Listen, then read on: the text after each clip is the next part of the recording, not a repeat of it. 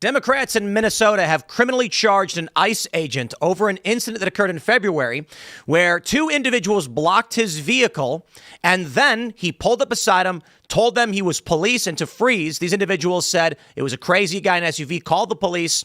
The police are now charging the ICE agent who was on his way to ICE HQ. The story is actually a bit complicated. These individuals who say they called the police, they're claiming they did not know that he was an ICE agent, but did try to obstruct his vehicle as it was on the shoulder of a highway, and they were trying to, quote, cut him off a little bit.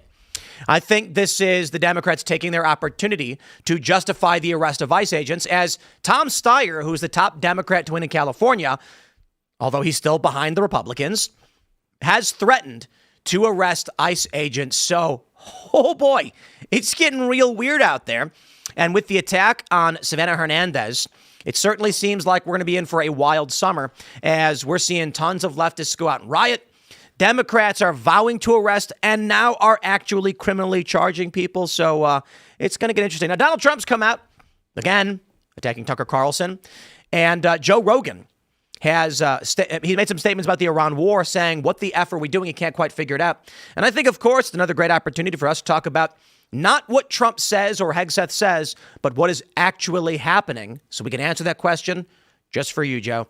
We got a lot more stories. It's getting pretty crazy, but we're going to get into all those. Before we do, we got a great sponsor. It is Beam Dream. Head over to shopbeam.com/TimPool. Use code TimPool at checkout. You get the 35% off. And this is your nighttime blend to support better sleep.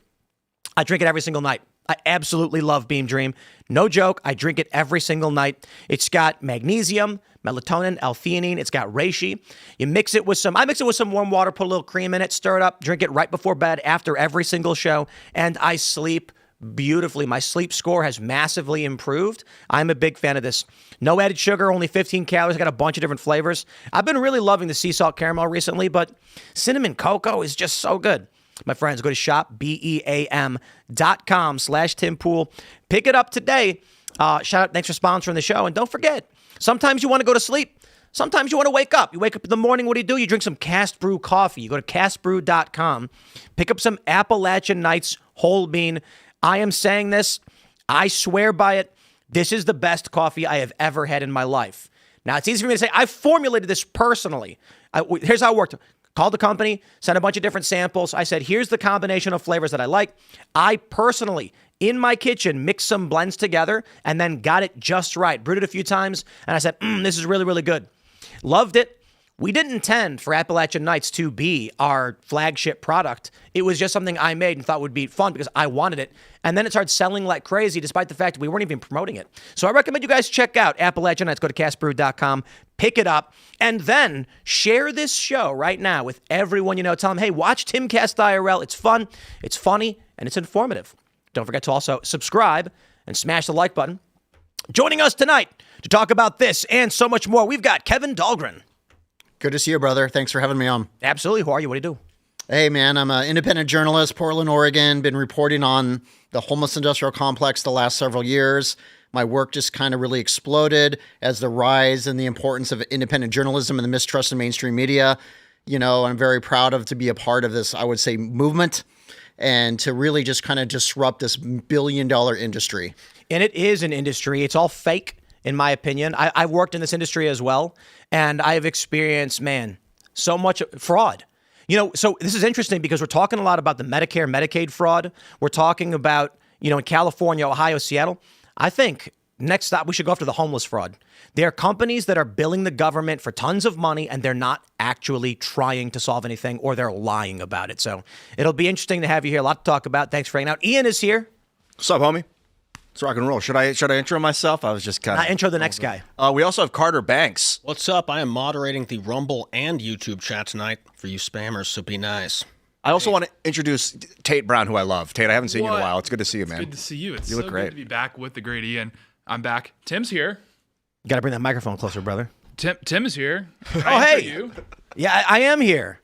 Let's get into it. Here's a story from NPR. Minnesota has charged an ICE officer with assault for alleged actions during immigration surge. I love this story because you got to read between the lines.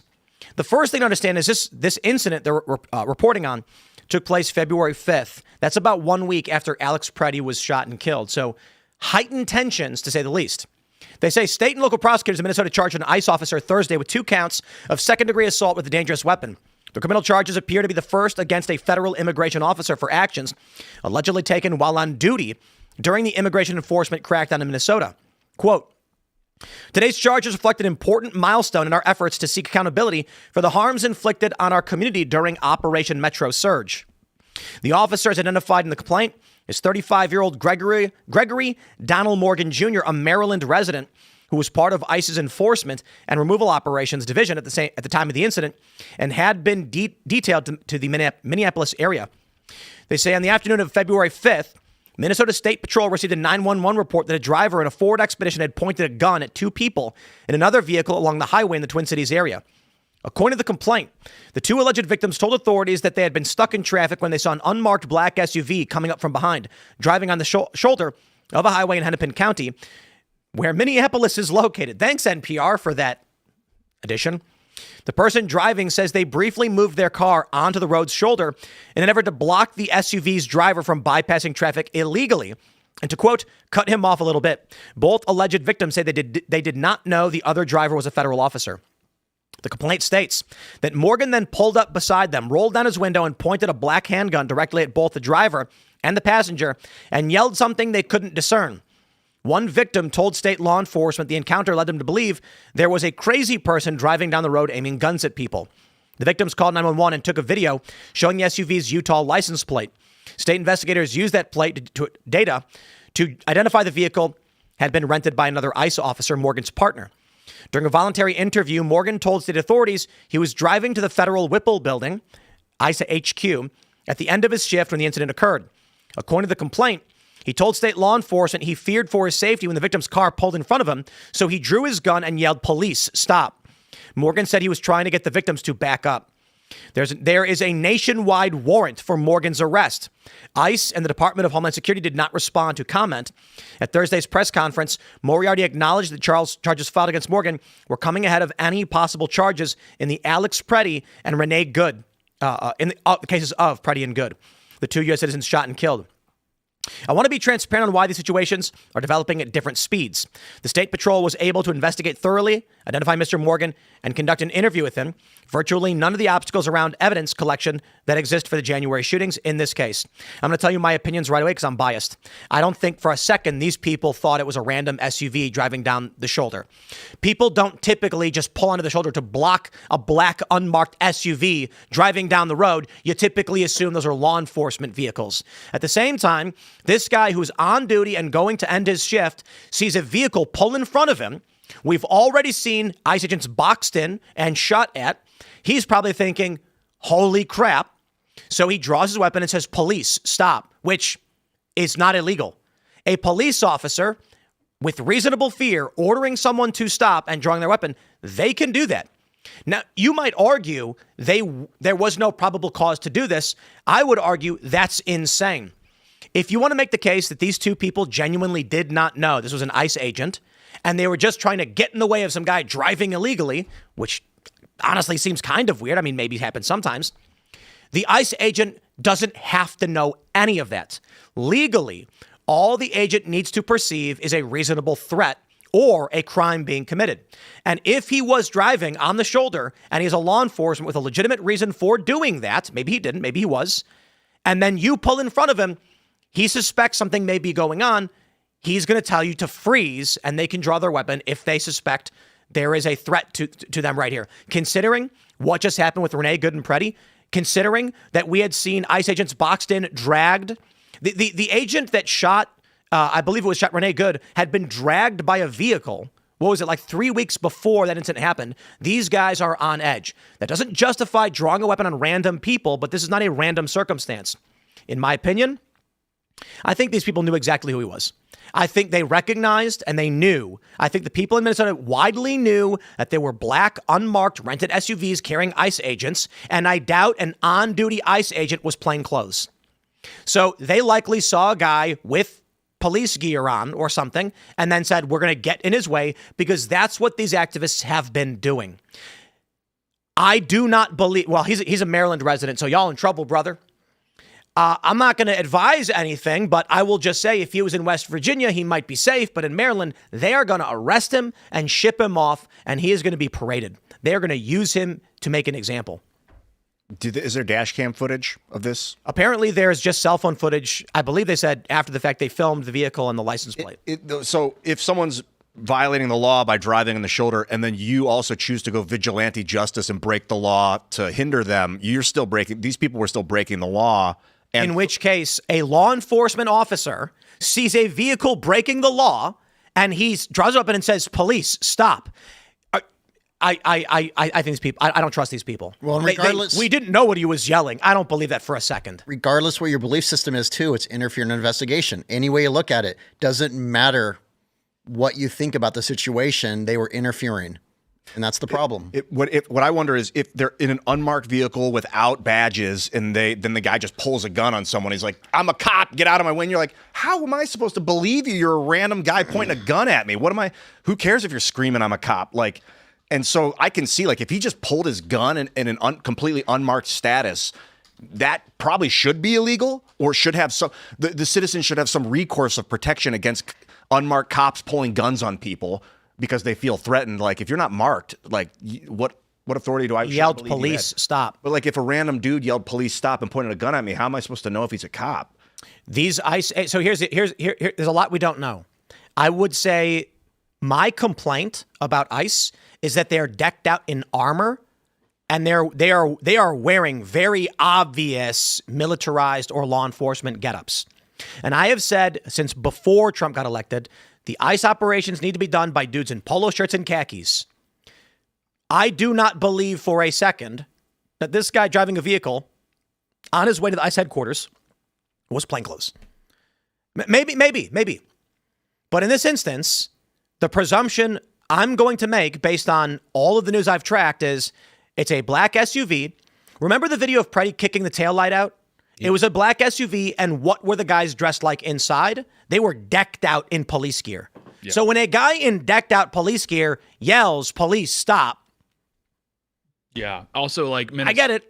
Yeah, Minneapolis, Minnesota, kind of infamous for not making examples out of people in politically charged moments. I mean, nothing really comes to mind of any sort of law enforcement operation in Minnesota that probably a guy got an example made out of him. I just can't think of anything in the last 5 years. Because it's never happened one time ever. It's certainly not Minnesota. Certainly not. And then also what never happened was that a mural to the drug-addled criminal exploded when it was struck by lightning on a rather sunny day. I mean, I got to stop. That literally happened. Yeah. Guys, I'm going to say this. I made a tweet about how like recent events had maybe considered going back to church. Let me tell you one of them. A mural of George Floyd was made. And then on a day that was partly cloudy with scattered rain, lightning struck only the side of the building and blew up the mural of George Floyd and left everything else intact. It had to be metal paint. I can't get my head around it. I got to pull that one up. It's crazy that it just blew his face off the side of the wall. Yeah. Like, they must have, like, metal paint. I don't know. Or lead or some sort of conductive paint. That is freakish. I don't know, man. I'm into the whole This is not a joke. Thing, this is not a joke. I told this story. I was, like, talking to Jack Posobiec, and I was like, the resurrection really doesn't do much for me. Like, a lot of people say, like, this is the proof and all that. And I said, but you tell me there are demons. Like, I've seen what I would describe as demonic possession. But you talk of miracles. Take a look at this. This is just Google. Look at this. A mural honoring George Floyd in Toledo, I'm sorry, it was in Ohio, not Minnesota, was destroyed after being struck by lightning. Look, when this happened, we were like, look, see this right here in the middle that got blown out? I wonder if there's actual pictures of, that's what it looked like before. They put a crown on him, and a lot of people were like, he was a false idol. And the lightning struck only the side of the building, destroying only the mural where the crown was. I'm like, bro, it's crazy. It should have hit real. Those poles first because they're way higher up in the air. Not even the grass is singed. Like, it's the mural was called "Take a Breath," by the way, painted by David Ross. Yeah, in July of 2020. Dude, this is crazy stuff. So anyway, God is real. Yeah. But back to the actual story. Just relieved the first time thing. Yeah. I think they're going to hunt this guy down, and I question whether or not the federal government's going to provide any kind of support. There's something called the Supremacy Clause. So there's also a degree of immunity that federal law enforcement agents have when carrying out their duties. They cannot be charged by state and local officials typically, but state and local officials can argue that the actions taken were outside the scope of duty for federal law enforcement. Of course, this guy was on shift driving back to HQ when a vehicle obstructed him. So vehicles are deadly weapons. He drew us up and said, police, stop. I guess That sounds like everything's clean. should he have thrown his lights? Do ICE even have They police were rental lights? vehicles. They didn't have lights. They may have had, like, you get little lights you plug in or Siren whatever. you stick on the top or something. Or they 'Cause put him in the technically, dash. A normal on-duty cop would just pull the guy over. He wouldn't point at his gun and point it at the guy. Well, Considering we're coming off of Renee Good and Preddy, more importantly, we had seen terror attacks against ICE. When they shot up the ICE facility, that one guy with the rifle shot the vans up, killed illegal immigrants. You had the, was it 5 Antifa guys? Several acted like decoys outside the facility in Texas. Then when the ICE came out to stop the protest, a guy hiding in the woods started shooting at him. So what are these agents supposed to think when a vehicle pulls out in front of them and blocks them in? When that happened in Chicago, there's video of this. They start shooting. One vehicle rammed the ICE vehicle from behind. So this guy's freaking out. This is the problem. The Democrats are going to argue he had no reason to fear harm. They just pulled in front of him. They will intentionally wipe out the context of every circumstance in the weeks and months leading up to this moment where ICE agents had been rammed from behind, boxed in, or shot at. I want to see if he was marked, if he had a uniform on, if the car in any way indicated that he was an officer.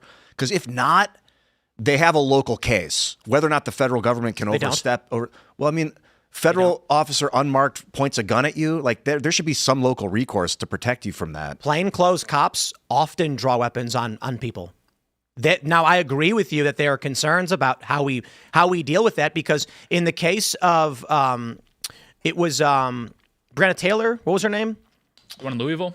The woman where she Shot through the apartment. no-knock Yeah. warrant thing? Yeah, was that Breonna Taylor? Yeah, that was Breonna Yeah, Taylor. Breonna Taylor, yeah. Her boyfriend got acquitted because he said he did not know it was police who were shooting into the building, so he shot back. And they said, okay. None of those cops, well, actually, that may not be true. I think those cops did get in trouble because the system is Well, broken. some of their bullets went like through the wall. It was kind of reckless. Could have hit somebody else. That was the whole proposition was preposterous. They're like, she was killed because of her race, and they literally never saw her physically. There was Yeah. no way for them to know that she was black. But the point is, if a police officer has legitimate fear of harm, they're allowed to draw their weapon and tell you not to move, plainclothes or otherwise. I agree with you that there are problems there. Like some dude will, a guy will be outside your door and you'll see him through a ring camera or whatever, and he's wearing a hoodie and jeans and he's holding a gun. You're not going to assume a cop. So what do, right?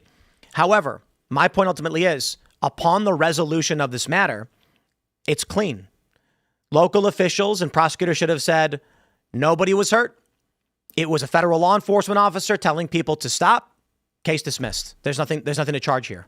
Yeah, I think anyone reasonably would infer that if they've just committed a crime, or at least they're like, whoa, I just might have done, some sort of legal violation in whatever capacity, and then you're engaged by someone with a firearm, you would probably assume, okay, that's law enforcement. I understand what you're saying is like, if those two are just walking down the street and then a guy pulls a gun on them, it's like, yeah, you're not going to think that's a cop.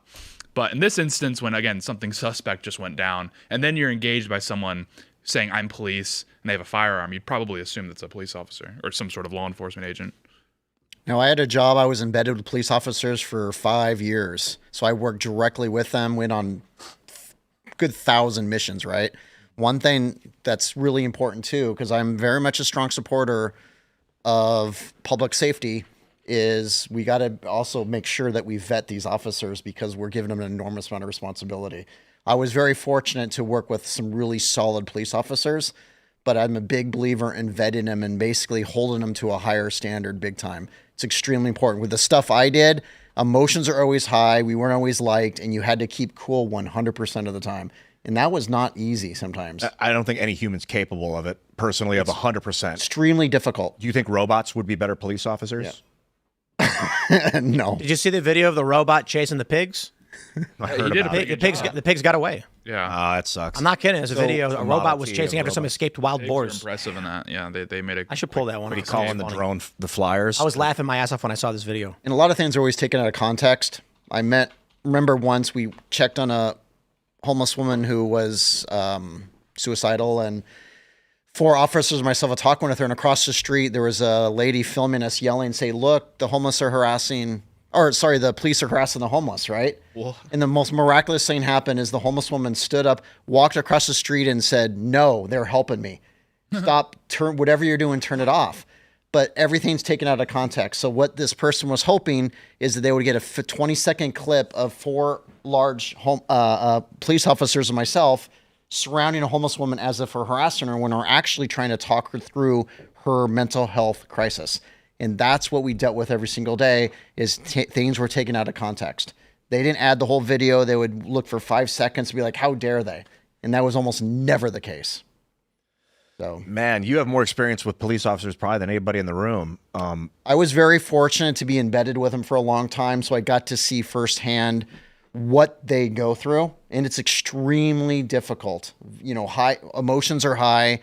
People would sometimes like jump out of bushes with fake guns, thinking it was funny to point them at officers. Wow.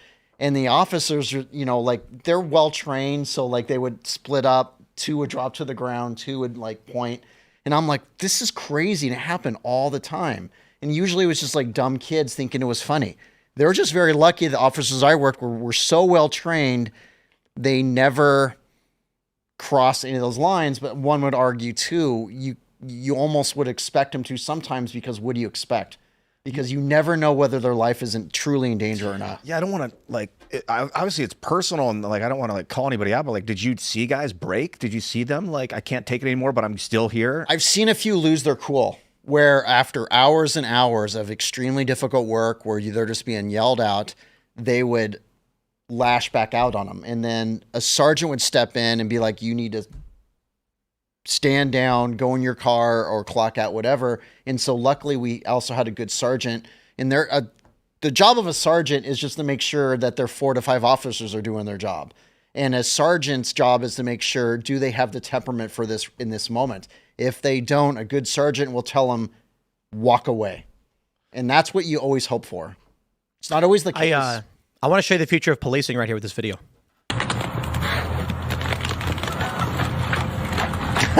Where is this happening?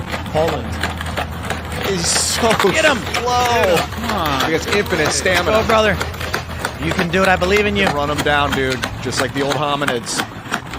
Yo, what is it? Yo, this is Homo erectus. Suddenly, I'm not so worried about the Terminator anymore. Bro, he should be radioing. Look, he just gives up.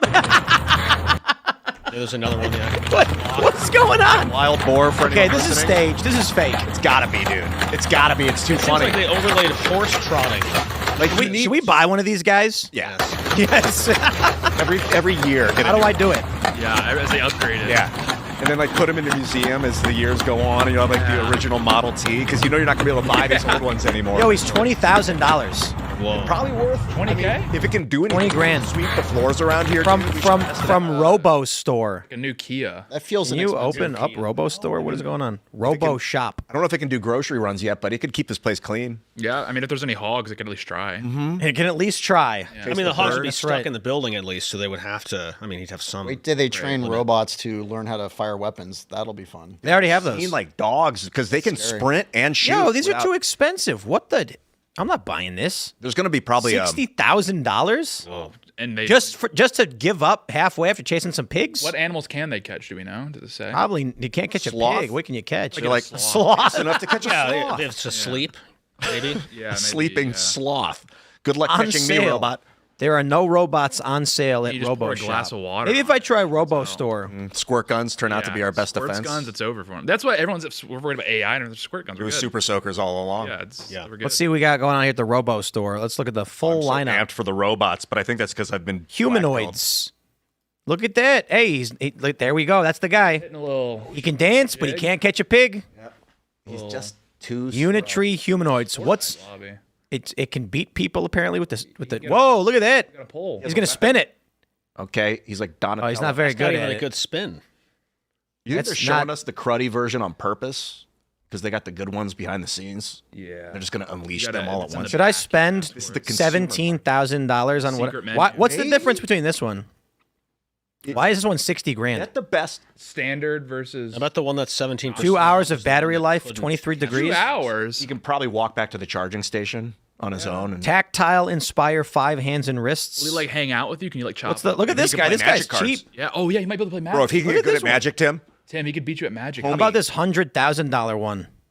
Why? what it can do. Only because it's Oh, black. this one could play soccer. He's a shirt. Look at that. It's 'cause he's He can actually. Well, I mean, play the soccer. Apple better products that are I mean, black. if Oh, this you're one's gonna got a get one, face, you're dude. gonna skate. pig. Whatever you buy will be obsolete in 6 months. I know, right? Yep. And it'll probably That's be why that one's on $7,000 if it's even the model. Tell me what you're on about. You will be embarrassed. This is the standard trim package. But what does it do? OAC roll up. What does it do? Can I like get the groceries from my car and bring it in? Probably. I'm sure it could. If it can, But I don't need it because I'm a man and I can carry all the groceries in one go. Definitely play Magic. That's for It sure. could do a show, stream live, Stream live. mop, Have takes. play Magic, and be funny. Yeah. Needs to have takes. Oh, you know, to be honest, a camera person. Seriously, if you're trying to vlog, and buying one of these robots is cheaper than hiring somebody. It's and then basically- it just follows you around and it's filming as it's following behind you, and then you just turn around and talk to it, and that's pretty 'Cause I wild. feel like if you're actually. covering a protest and they beat up a humanoid robot, that's worse than just breaking a camera. Well, it's like That breaking your feels like- property. It Yeah, feels because- like breaking a part of me. But you know what I would do is I would program it so that it would be really sad when it's getting beaten. So when the people are beating, it's going, no, please, Goes you're into the hurting fetal me. position. You're I hurting me." can't breathe. I can't. Hands up, don't shoot. The robots. And they'd be like, he's speaking our language. He's communicating. Oh, he's one of us. I think you should get one, but they You know what's might really get funny is hacked. I bet you can plug your phone into it to charge your phone.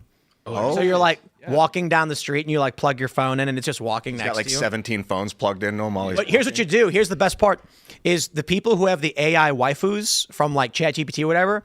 You just mount the tablet to the face, and then as you're walking, you can talk to your AI waifu. Be nice. You know. I wonder if a dude's going to get the AI waifu robot and then get a male robot just to watch him go at it. We'll say. Whoa! I'm just wondering. You're calling him a cuck? Yeah, if he's into that. 5 years, they're going to have skin. Cybercucks. In 5 years, they'll have skin and body parts. I know. Yeah. And then then it's going to get extra weird. Cyber cuck. Dude, you're going to get cyber. That's crazy. Cyber daddy, because it'll be like your VR robot avatar, and then it'll actually be the real robot as well. So you'll be able to do it in your dreams and in waking life. It'll be the The same. one robot is just like, I want a woman. Yeah. And you're like, okay. Or like the guy gets a girlfriend and she's like, it's not working out between us. What if you get dumped by an AI robot? It's Reformat not you. me. It's me. That's that whole movie, Companion. Did you guys see that movie? Oh. I've not. It's where this woman's a robot, and spoiler, I guess, they hack her firmware so that she murders a guy, so they can blame the robot on going rogue or whatever. But then she like becomes self-aware or something, and then Women tend to Gets become revenge. self-aware too. So I've got sometimes. so much concern about the robot armies and things that we're going to be seeing, the drone ellipse or whatever you want to call it. But you deal with humans. I mean, you're basically in the depth of humanity with dealing with the homelessness. Do you see any value to bringing robots to help this thing, like clean up the parks, protect the people? Well, my biggest concern always is that they're going to replace people. I mean, I guess it would be okay if they're doing the mundane jobs, but most stores now have those robots that now just clean the floors, and maybe that's good that we don't have to. But at some point, we're just going to replace humans from doing most type of activities, and that's a little bit of a concern of mine. It's like basic income. How do you see? Well, what are we going to do to be productive members of society? Well, basic income's not possible. The funny thing about universal basic income is that it violates the laws of thermodynamics. We don't even need to get into politics. It just violates the laws of thermodynamics. You cannot have an output that is greater than your input. Just thank you. So the idea that you will have tons of people not doing anything but getting stuff is just not possible. What if we're doing if some people are overloading the system with electricity because they're taking in solar, and then those people get a lot of money, but they're giving so much that there's enough left over to give the basic income to the rest? Well, while it's probably inevitable, doesn't mean I have to necessarily support it. I'm old school. I don't think it is inevitable because it can't be done. You cannot give there's a million and one issues with this, and it's funny. Charles Murray wrote about this because he proposed a $10,000 per year universal basic income. The problem then is if you give people below a certain threshold of income, UBI, people who make slightly above that will stop working. You will then inhibit productivity. So if someone makes $20,000 a year, but everyone else is getting $10K for free, but works 0 hours, and they're getting $20K for 40 hours, they're going to say, so I can work 0 hours for half the money? I can make it work. I'll panhandle, I'll busk, I'll work under the table, try and find some way. So he proposes, no, just give everyone 10K. That way it's a baseline that you get access to. And then after that, what you want for luxuries, you earn. Still doesn't work because I guarantee you, there will be a lot of people who work at McDonald's, Taco Bell, Target, Walmart, or otherwise, and I'm not disparaging those jobs. But I got to be honest, you go to anybody who works at a Starbucks and say, you can work 40 hours a week for $10,000 plus an additional 15 with your hourly wage, or work 0 and just take the 10K. And they're going to be like, bro, me and my friends are going to rent out a studio apartment for dirt, and we're all going to sleep on bunk beds so we don't have to go to work anymore, and we can just go smell the flowers. Okay, if you're doing that, and I'll tell you, these people exist, we know they do, then who's going to be maintaining the box stores? Who's going to be doing low-skill labor? Considering what we already see with homelessness, in your experience as well, imagine if we just told a lot of people, you don't have to work for a base level anymore. People will say, okay, and they'll stop. And then your input drops dramatically, but your output increases exponentially. Yeah, Kevin, if you saw that, if you, because you already said you're kind of against it, but like if you saw all those homeless people that you've been working with or great, all of a sudden had $10,000 a year coming in, would that help them in your estimation? Well, probably not. But real quick, it would help everybody else because a lot of them would overdose much more quickly and then they'd be gone. Ooh, you're thinking outside the box. Well, I'm being sarcastic, but it's probably true. Given a person with a history of lacks critical thinking and rational thought, $10,000 will blow it in all the wrong reasons, and they will die off very, very quickly. Maybe that's the actual plan. Give everybody the money, and then all the drug addicts just drug addict out right away. They go full OD clavicular, you know what I mean? Yeah, without structure, a homeless addict with $10,000, 95% of the time will use it for the wrong reasons and end up killing themselves. If they're You know, 200 a week, it's kind of the same thing. What's that? If they're getting it in pieces like 200 a week or 500 a week or something, you think it'd be the same problem? In some ways, I was in Anchorage, Alaska a couple years ago doing a homeless documentary with Tyler Oliveira. And the natives there, the native Alaskans, receive like stock. So because they're Alaskan, they receive this stipend every month, right? And virtually every single one uses that towards drinking and drugs. And they all admitted, well, we don't really have to try that hard because the state takes care of us. And that's an issue. So some got 200, some got 400, kind of depended on what type of Alaskan they were or what percent Alaskan they were. And so at least in that case, it certainly didn't work. we should relocate the show to Alaska. I would like to check it out. Cool. Oh, bro, Alaska's actually Let's pretty awesome. go for a week or something. Yeah, Alaska. You know what we should do? We was wanted fun. we want to do the show in Nome. Is that the most northern city? The dogs. No, it's a dog sled one. All right. I'm in. Alaska is phenomenal. 80% of the homeless people I met there were missing minimum 2 to 3 fingers and toes. Wow. From frostbite? Yeah, frostbite. Wow. And several had no fingers or toes because if you fall asleep even once on the cold night, you're going to lose something. And so what you see at night, and I wanted to experience it. So on their last night there, I decided to stay up all night. And what the homeless will do in at least Anchorage is they stay awake all night. They sleep during the day, right? The ones who sleep outdoors. And you can't just like sit outdoors. So what you do is you walk in circles around this park. And so for 7 hours, I walked with them and interviewed them. And they do it to stay warm, but they're all drinking too. And fentanyl's pretty difficult to get in Alaska. So the drug of choice there seems to be alcohol and a little bit of meth, right?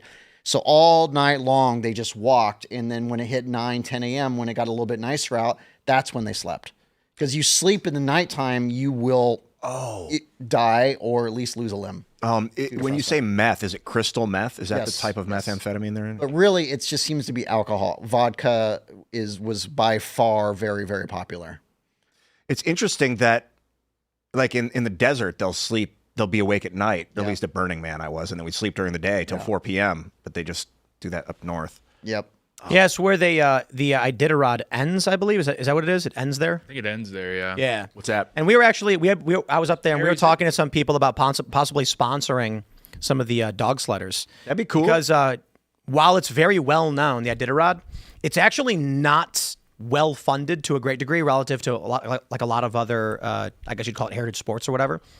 And so we were talking about a handful of people, like it'd be cool to sponsor somebody. It's pretty nuts how they do the dog sled race. Like it's through the wilderness basically. Yeah. Yeah. They it's like super GoPro? nuts. Are they at the point where they're GoProing? And Even the dogs. I don't know. got 'em. Put a Starlink on one of those sleds and then just live stream the whole thing. Wasn't Palin's husband a world champion oh, sledder or something? Go back to First Nome. I've heard. I didn't Go back over to Nome. Look like kind of north of it. There's a place called Mary's Igloo. I want to go there. Mary's Igloo, It's huh? on the map. Mary anyway. Mary. There's nothing there, bro. It's green. Wait. Oh, there's the igloo. There's little houses. Oh, bro. Of course, Mary. Alaska's farming season is insanely long. In the summer, there's no night. Right, so it's just daytime all right. That's when I want to go. Cheat code. Yeah, I we want should do that. 24 hours of sunlight. Maybe Mary's Igloo too. It's not well in the Arctic Circle. You will get it, but there's no trees up there either, because like there's no grass. It's just mud. So in the summer it's all mud, and in the winter it's just tundra. You have to go below the Arctic Circle because trees don't grow in the Arctic Circle. So No trees. One thing interesting about at least with the homeless crisis in Alaska is they don't put up with any crap, the local government. And for the first time ever, I would see them literally just bulldoze, erect tents, right? Basically just announce time for you to go, and they would bring out their bulldozers. And I filmed it, and it was just shocking. They are super, super aggressive there. I heard now California is known for going easy on the homeless population, Yes. but I heard my friend was working up in San Francisco and she said they would come out at 4 a.m. with fire hoses and blast dudes off the sidewalk with fire hoses. And she got footage of it. And then the footage was banned off the internet and like they kept it secret. Have you heard about that? So I got a fact check. Trees can grow in the Arctic Circle, but just in the southern portion. As you get further north and you get permafrost, they can't actually grow in the ground because it's even frozen in the summer, which is wild. So what the Inuit would do is they would dig huge holes and they would throw all the whale into the hole because it's frozen even throughout like the a summer. natural ice box. Yeah. Well, regardless of how liberal a city is, if it's considered a tourist city, they will use high-powered water early in mornings to keep it clean so tourism thrives. Oh, so they'll get rid of like feces, but also the people that might be producing that. So you'll see this in San Francisco and Portland where tourism is big, certain areas. So even if it's very liberal government, they still admit that tourism is so important that they will do that, which most activists wouldn't be okay with. But the fact is they still need to generate income. Yeah, it seems like if tourism is enough to make them snap and hit dudes with water hoses, that there might be other things that might cause that too, like an invade. Who knows what kind of things? So maybe we should try and dude, this homeless industrial thing is crazy because if you get these people off the street, that industry fails. Yeah, and all the jobs are lost, bro. And here's the irony or whatever. The very people we've placed in charge to end the crisis are benefiting from the crisis. They don't want it to stop. No, they don't. What once was a cause has become this multi-billion-dollar industry, right? I'm in my early 50s. I've done this a long time, and it truly felt, certainly in the 90s, we were making a real effort, at least from what I observed. Over the last 10 years, it's become very radicalized, the system, where it became less of a humanitarian crisis and more of an ideological one. And that's kind of when things changed. And so for a lot of these activists who work within the system, they consider this an ideological fight. Oh, so instead of trying to help the homeless, they're trying to stop homelessness, an idea. Well, what they're trying to do is they're trying to abolish capitalism, because what they will say is that the root cause of homelessness, addiction, crime, all of it is capitalism. So their focus, what I've seen, isn't really to end homelessness, it's to abolish capitalism, because if they do, homelessness will naturally end itself.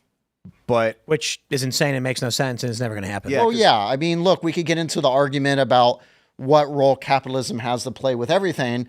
But for me, when I see a homeless person knotted out or on the street, I don't care how they got there and whether it was capitalism or addiction or mental illness or childhood trauma. My concern is that they're there, and we as a community got to find a way to help them, because this doesn't work for them and it doesn't work for us. That's it. Yeah, my experience So I spent time in Seattle. Are you familiar with the AVRATs? What that refers to? No, but I know Seattle very well. University Avenue has a group of homeless kids, teenagers called the AVRATs. I know what you're talking about now, yeah. It is a desirable and status thing to be. And so a lot of these young kids that I met, teenagers, so I was like 21 at the time, so they were like 17. They would hop the rails and from all over the country, ride the freight to Seattle to be homeless in the university district, intentionally to be one of the rats. And so there was like, I don't know, 10 or 12 of them. And I'd ask people, be like, those kids that are always here, and they're like, yeah, those are the rats. They want to be here. They want to be homeless. You're not going to get them to leave. They live this life on purpose. I remember in Venice, California, people would be living in their vans on the beach. I thought it was cool in 2007 because I was like kind of rough, but then they just made it illegal and they were all gone. I was kind of sad, but I don't know. So many people choose to live outdoors. I get so much hate when I say this, and why I really decided to do this journalism was because people kept saying that's not true when I say it. So I was like, screw it. I'll just turn my camera on the homeless and say, like, so would you like housing today? And they're like, no, I don't. And that's when everything changed, because everyone was like, wait, is this actually true? Because the narrative has always been this: housing ends homelessness. And why? Because housing is a multi-billion-dollar industry. It's huge. Yeah, it's my favorite thing. These liberals like to say, did you know that there are more empty homes than homeless? It's because of these bankers investing in property that people can't get them. And I'm just like, let me just ask you, if you took the average homeless person like that you've encountered and put them in a house, what do you think would happen? They would destroy the house. They would either get kicked out or the place would burn down. No, assuming it's just, here you go, the house is yours now. And I say this with all due respect. It's just they weren't prepared, right? And this is why the housing first model is so flawed, is you don't just put a person living on the streets in the middle of their addiction, off their mental health meds, into housing. They don't know how to adjust. So what I've always said is shelter first, housing earned. Prepare them for permanent housing. But I don't think you can. Not always, no. I don't think millennials, only half of millennials own homes. Gen Z, I think it's like something like, 7% or some tiny number. And so without this generational experience, they just don't get it. It is not easy to own a house. It is not easy. So you got this pied-à-terre tax in New York that Zoran Mamdani says we're going to tax the millionaires and the billionaires and all that stuff. What he doesn't understand is that these billionaires are spending a ton of money maintaining these buildings and hiring staff to take care of them. You can't just have an empty building sitting around. Animals will break in. Mold. Bugs, mold. Moisture. A pipe will break. So I own a piece of property out of the state, and we have check-ins once a week from somebody who works in the area. One day they call us like, oh, a pipe burst. What is it? What happened? Oh, it's destroyed. The floors are ruined. You got to redo everything. How much? It's $10,000 because nobody was there, and a pipe burst, and the pipe burst and was leaking for like 3 or 4 days.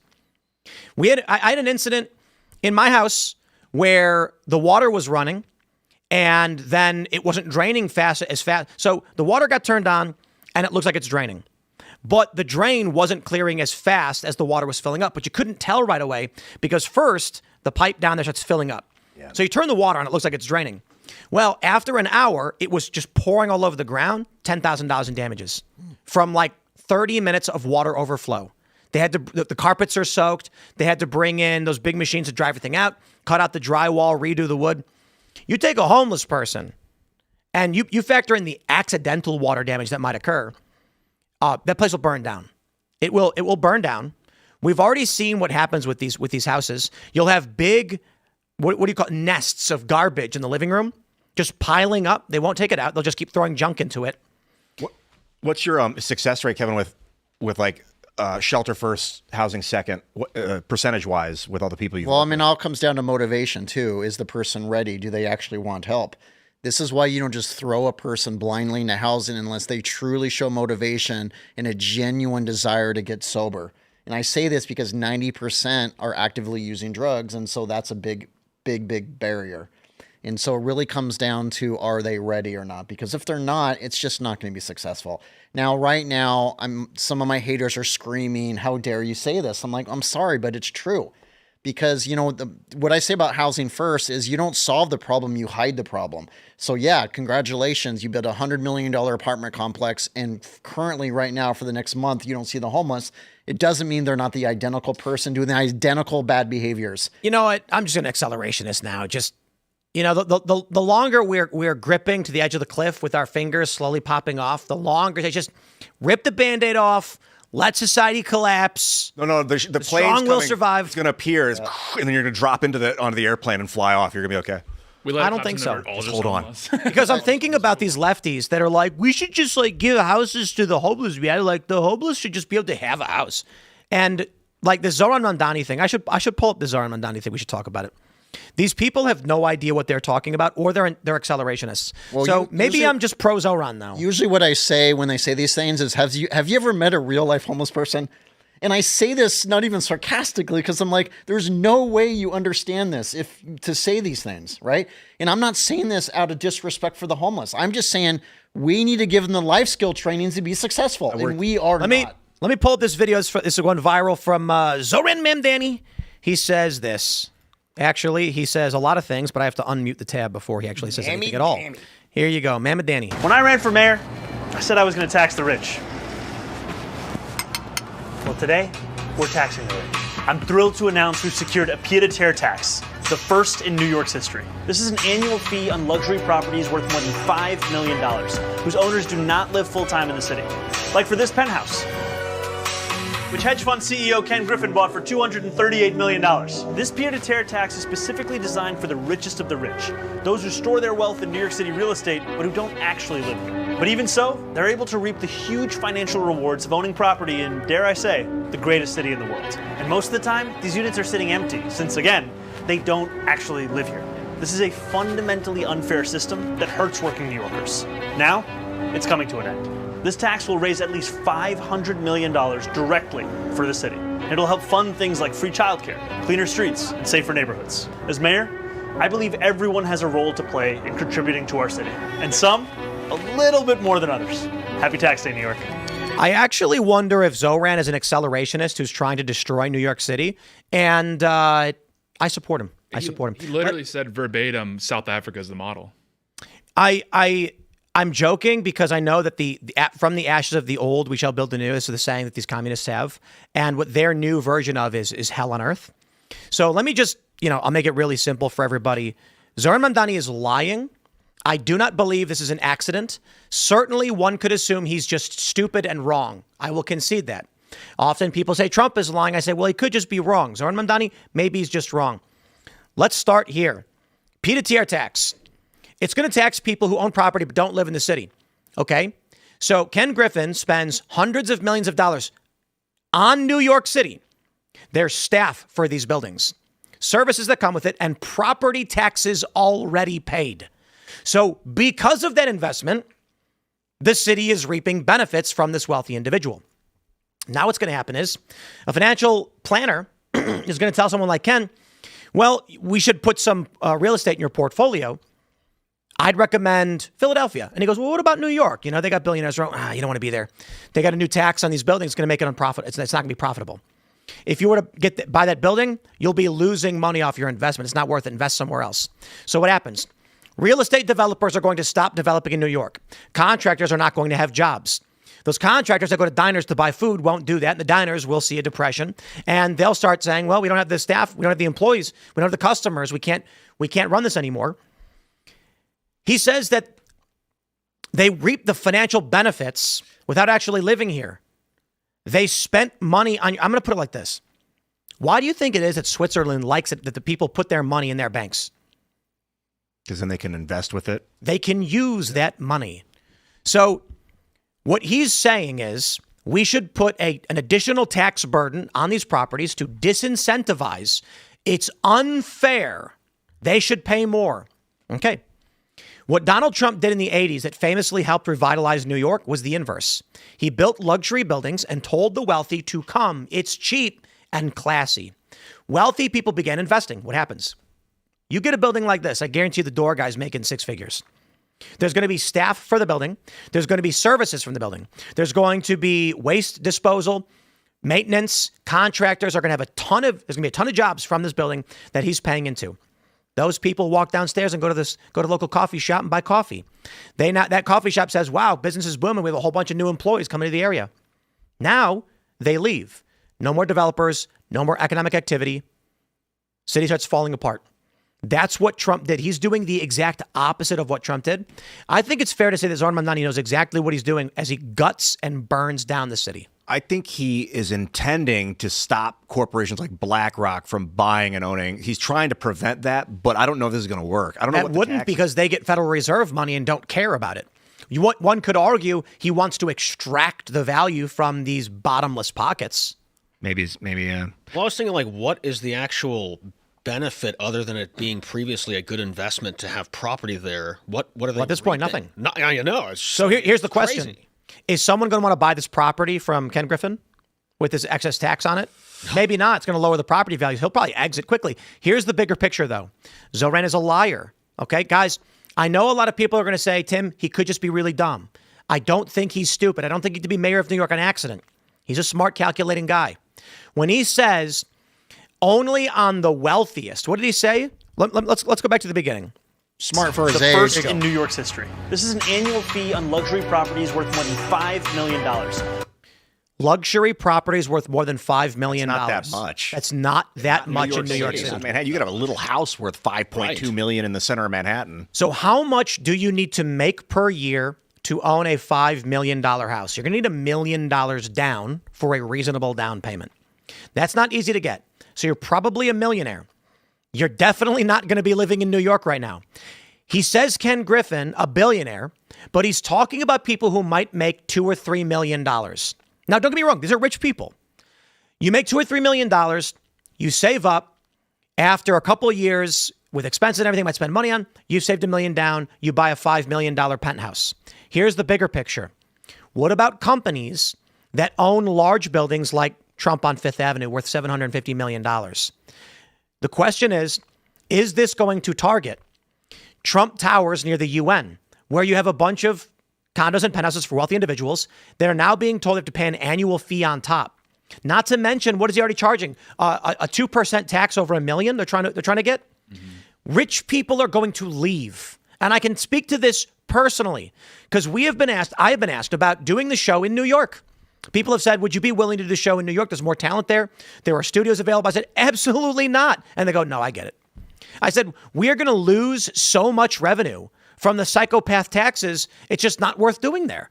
PA maybe, but New York's out of the question. Yeah, and in addition, I mean, there's so many problems with doing business in New York now. It's like kind of a miracle that it still somewhat functions. I mean, for one, the tax he's proposing here, while it's going to hammer these guys hard, and that's whatever. I'm not like pearl clutching necessarily. The amount of revenue this will actually generate for the city will be a drop in the bucket relative to the potential damage that they're going to do to the city economy, because you're really not going to be able to extract enough money to make a big difference on the budget. And then in addition to that, like New York is already a really hostile place to do business. Like I was doing some event planning thing. I used to live in New York City, and we were trying to figure out how much it would cost to stock a bar for an event. And once you add in union labor and everything, it'd be $28. Oh, bro, dude. We did an event in New York City at a theater. It was like a Timcast IRL live with some of our friends. And we showed up. You guys may remember like James O'Keefe was there. That was awesome. He moonwalked in the backstage. Yeah. We filmed it. And we show up and I'm like, let's take a look at the surrounding, like let's scope out the stage, the property, figure out where we're going to go. So me and a few people, I think Ian was there. We jumped up, we walked up to the stage from the chairs, like from the theater, jumped up on the stage, started looking around, and the staffers yelled at us and kicked us off the stage. And we were told that they would cancel the event, their union, and we are not allowed to go anywhere near the stage. And I was like, whoa, hold on. Like, I'm doing a show in 2 hours. I need to know what the stage looks like. I need to know where the cameras are going to be. I need to know where the chairs are going to be. I need to know where I'm entering and exiting. And they're like, doesn't matter. Union guy said you're not allowed. That's how it works. And I was like, this is the stupidest thing ever. It was insanely expensive.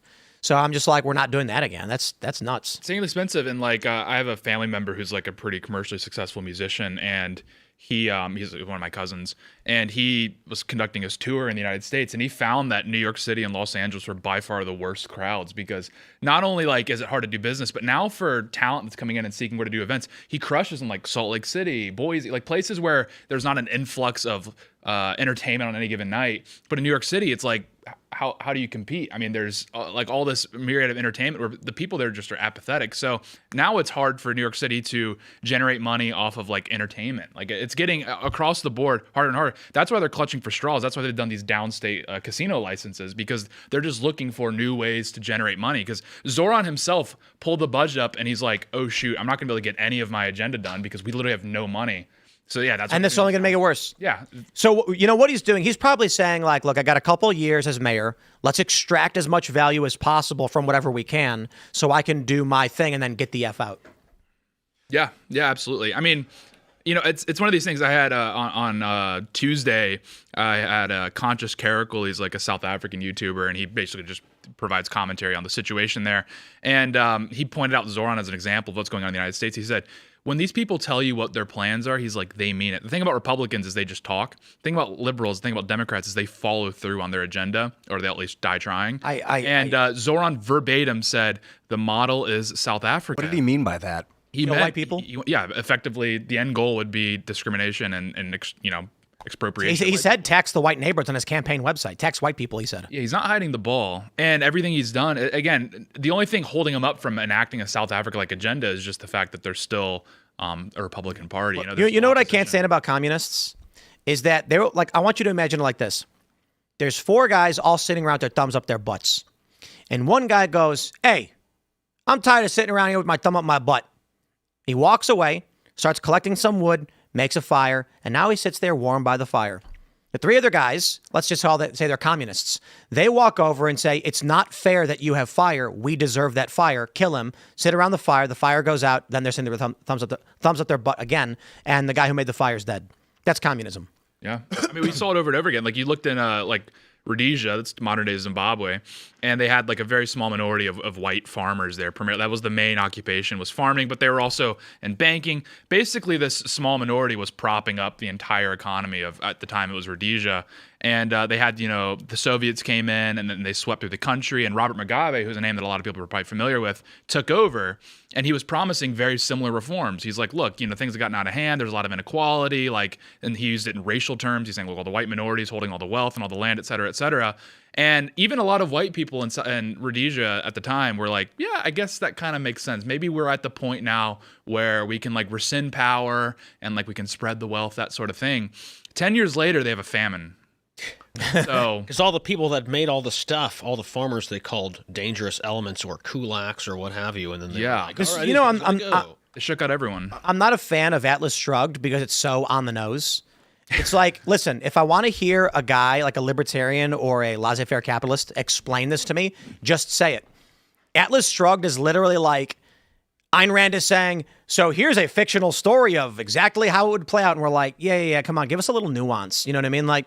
Give us a little bit of metaphor there. Don't just explicitly state the communists are taking over so the rich people go to a secret place and hide. Yeah. We get it. They actually even underestimate it. I was actually thumbing through some newspaper articles and different articles that were written in South Africa, when the ANC was coming to power, Nelson Mandela and everything. And a lot of the really alarmist, this is a doomsday, this is the worst thing that ever happened. They were in 60 to 70 years, we could have rolling blackouts. That's how bad things could get. In 30 years, in 20 years, they had rolling blackouts. No, it was 15 years after the ANC took power. They rolling blackouts were a regular centerpiece in South Africa.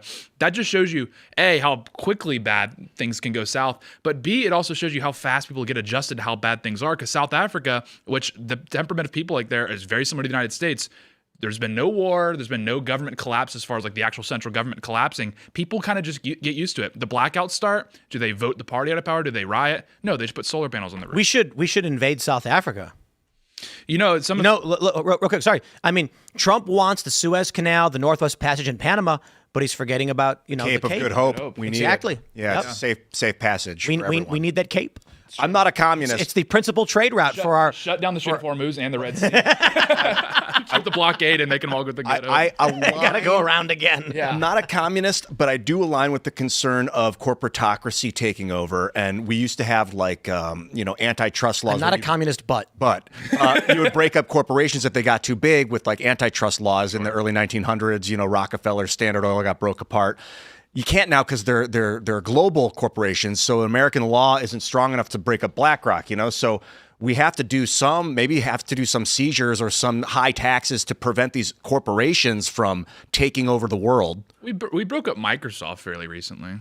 That's good, but I'm really concerned with BlackRock, State Street, and Vanguard. I don't know if the American government has the authority to control that. Yeah, that's difficult. How do you break up an asset management company? Well, let me show you this stuff. This is work reform on Reddit.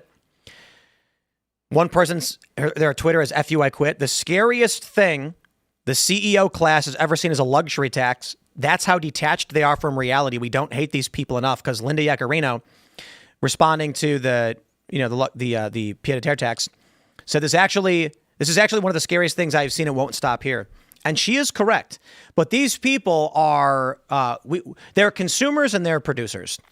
And there are producers from the lowest skill to the highest skill, and there are consumers from the highest skill to lowest skill as well. Consumers can be people who make no money but move money around on the stock market, get rich from it. They're consumers. They had nothing. They just eat. Looking at what Zoran Mamdani is doing, he is a consumer, not a producer. He is extracting value from other people, burning down New York City. But these other consumers, they're like piranhas. They're parasites. They just want to extract everything. They think they deserve what you make and you own. And when you point that out, the joke they have is $30,000 a year working class guy most affected. When this post about Zoran Mamdani's luxury tax first dropped, that was the top comment on the post on Reddit. They said, I can just imagine the working class guy in a MAGA hat screaming and crying that the rich are getting taxed. Because these people aren't smart enough to understand that working class guy is he's the superintendent at a building owned by a billionaire, and he makes $60,000, $70,000 a year maintaining a building. And now that they're forcing him to sell, he's going to lose his job. That's what I'm talking about. How do you stop giant megacorps from taking over the country building by building without destroying the fabric of society in the process? Because if they all leave New York falls flat, and then crime runs rampant, and so. Look at this. Who wants to read that one? I'll read this one. Burning down a warehouse is more. I can't say this out loud. That sounds like a threat. Burning down a warehouse is more effective than what? This guy said burning down a warehouse is more effective than a No Kings protest. Why? It hurt their pocket. That's how you get their attention. Yes. And the 200 plus individuals who worked there making $25 an hour are now out of jobs. And the cafes and the restaurants that they used to go to are now losing their customer base. And the apartment buildings they rented from now no longer have tenants who are paying. So they're going to fall apart. These people are dangerous psychopaths. I think that if you're bring back the what was the bill from the 50s, the communism bill or whatever. Oh yeah, what was that? Let me pull that one up. McCarthyism. Communism bad. Bill. Phil would know. Shout out to Phil Labonte. Phil would be all over that right now. We get a shot of Phil's face behind Tate. That was like the first time he came on the show. Let's see. It was the Communist Control Act of 1954. Yep. What about it? You think we need to bring it back? Was it repealed or something? I'm half kidding. It's still in effect. Technically, communists are not protected under human rights law in the United States. Is there any instances of like state-run housing really working? No. And it goes back to the formation of Project Housing Pruitt-Igoe, which failed miserably. And my favorite is the LeClaire courts in Chicago, where I grew up, and they bulldozed them. They told all of the gangbangers and the black folk who lived there, we're going to temporarily relocate you so that we can renovate these properties. Everybody was forced to leave, and then they brought in bulldozers, smashed them all, and now they are green. They're just empty fields surrounded by chain link fences. The argument I always hear is, or that I used to even make, is housing should not be a for-profit industry. But if it's not, then why would the people that oversee the housing lift a finger if they're not making anything out of it? For-profit industry. Yeah, like if it's just government run. This is the problem with communists. They say abolish profit. They lie. They are really, really dumb. And the ones that are running the big accounts with big followers, they're lying because they know what they're doing. Profit means if I buy a rake for $30, that's my cost. If I then knock on my neighbor's door and say, I will rake your leaves with this rake that I bought, and he says, yes, I'll give you $20. My cost is $30. My revenue is $20. I have made no profit. However, I then mow one more lawn. He pays me $20. I've now covered the cost of the rake, and I've profited $10. That $10 profit it's part of a for-profit business venture. You know what I can do with that? I can buy food. I can save up, pay rent, buy a car, get a leaf blower, and expand my business. And the left goes around with signs saying abolish profit. Meaning you do work and you get nothing. Some industries, I don't think the medical industry, for instance, should necessarily be for profit. I do. Like you do. I don't like that people are encouraged to experiment medically on other humans. How else are you going to cure money. diseases? It's a good question. How do you incite people to go work on it without some sort of fiscal return? Again, profit doesn't mean stealing. It means if I provide you a service at a rate for which you agree, you will pay me and I will use that excess money towards my life or more things. The issue is that at economies of massive scale, profit can be in the billions. That's just it. Profit will be. The funny thing is, these lefties are like, we're not talking about profit on a birdhouse or raking someone's lawn. We're talking about massive corporate profits in the billions of dollars, which are paid out in dividends to their shareholders. And guess how much the shareholder gets? I've got stocks in some companies. My dividends are like $7. Yeah. They don't understand when a company's got like a $10 billion profit at the end of the year, the shareholders are getting like a couple $100, if that. And it's largely retirees and mutual funds for pension account and pensions and things like that. Yeah. You know, the irony too of a lot of these activists, I call them more than communists, is at least the ones in Portland, a majority of them live at their parents' house. And their parents are oftentimes upper middle class to pretty wealthy because they have time to protest because they're taken care of. And so that is the silly irony of all of this, is a lot of them have family wealth.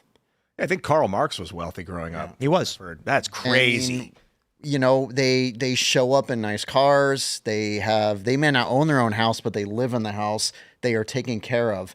They went to private schools usually. I mean, these people were raised had very, very much privileged lives.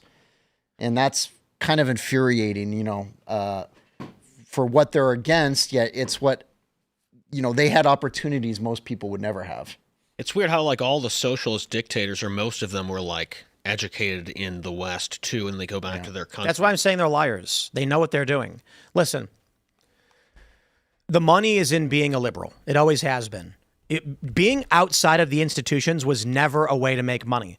And the left would say, these people are grifters. Hey, Tim Pool's a grifter. It's like, bro, I worked for ABC, okay? My path towards making money was not calling them liars and defending Donald Trump. It was telling my agent and the company that wrote me a check for $200,000 to sign on. Day one, they slid a check across the table for $200,000. Was just be like, tell me what to say and I'll say it. I'm game.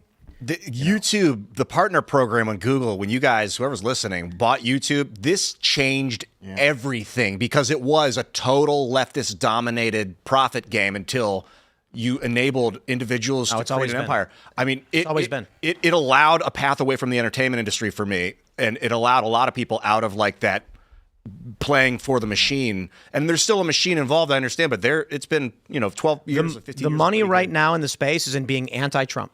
Yeah. That's why we're seeing prominent conservative personalities go anti-Trump. Yeah. Look at that. Look at the TPUSA event with JD Vance. You guys saw this the other day? Yeah. Empty. Let's talk about this. Let me pull this one up. Yeah, I heard about this. It was empty.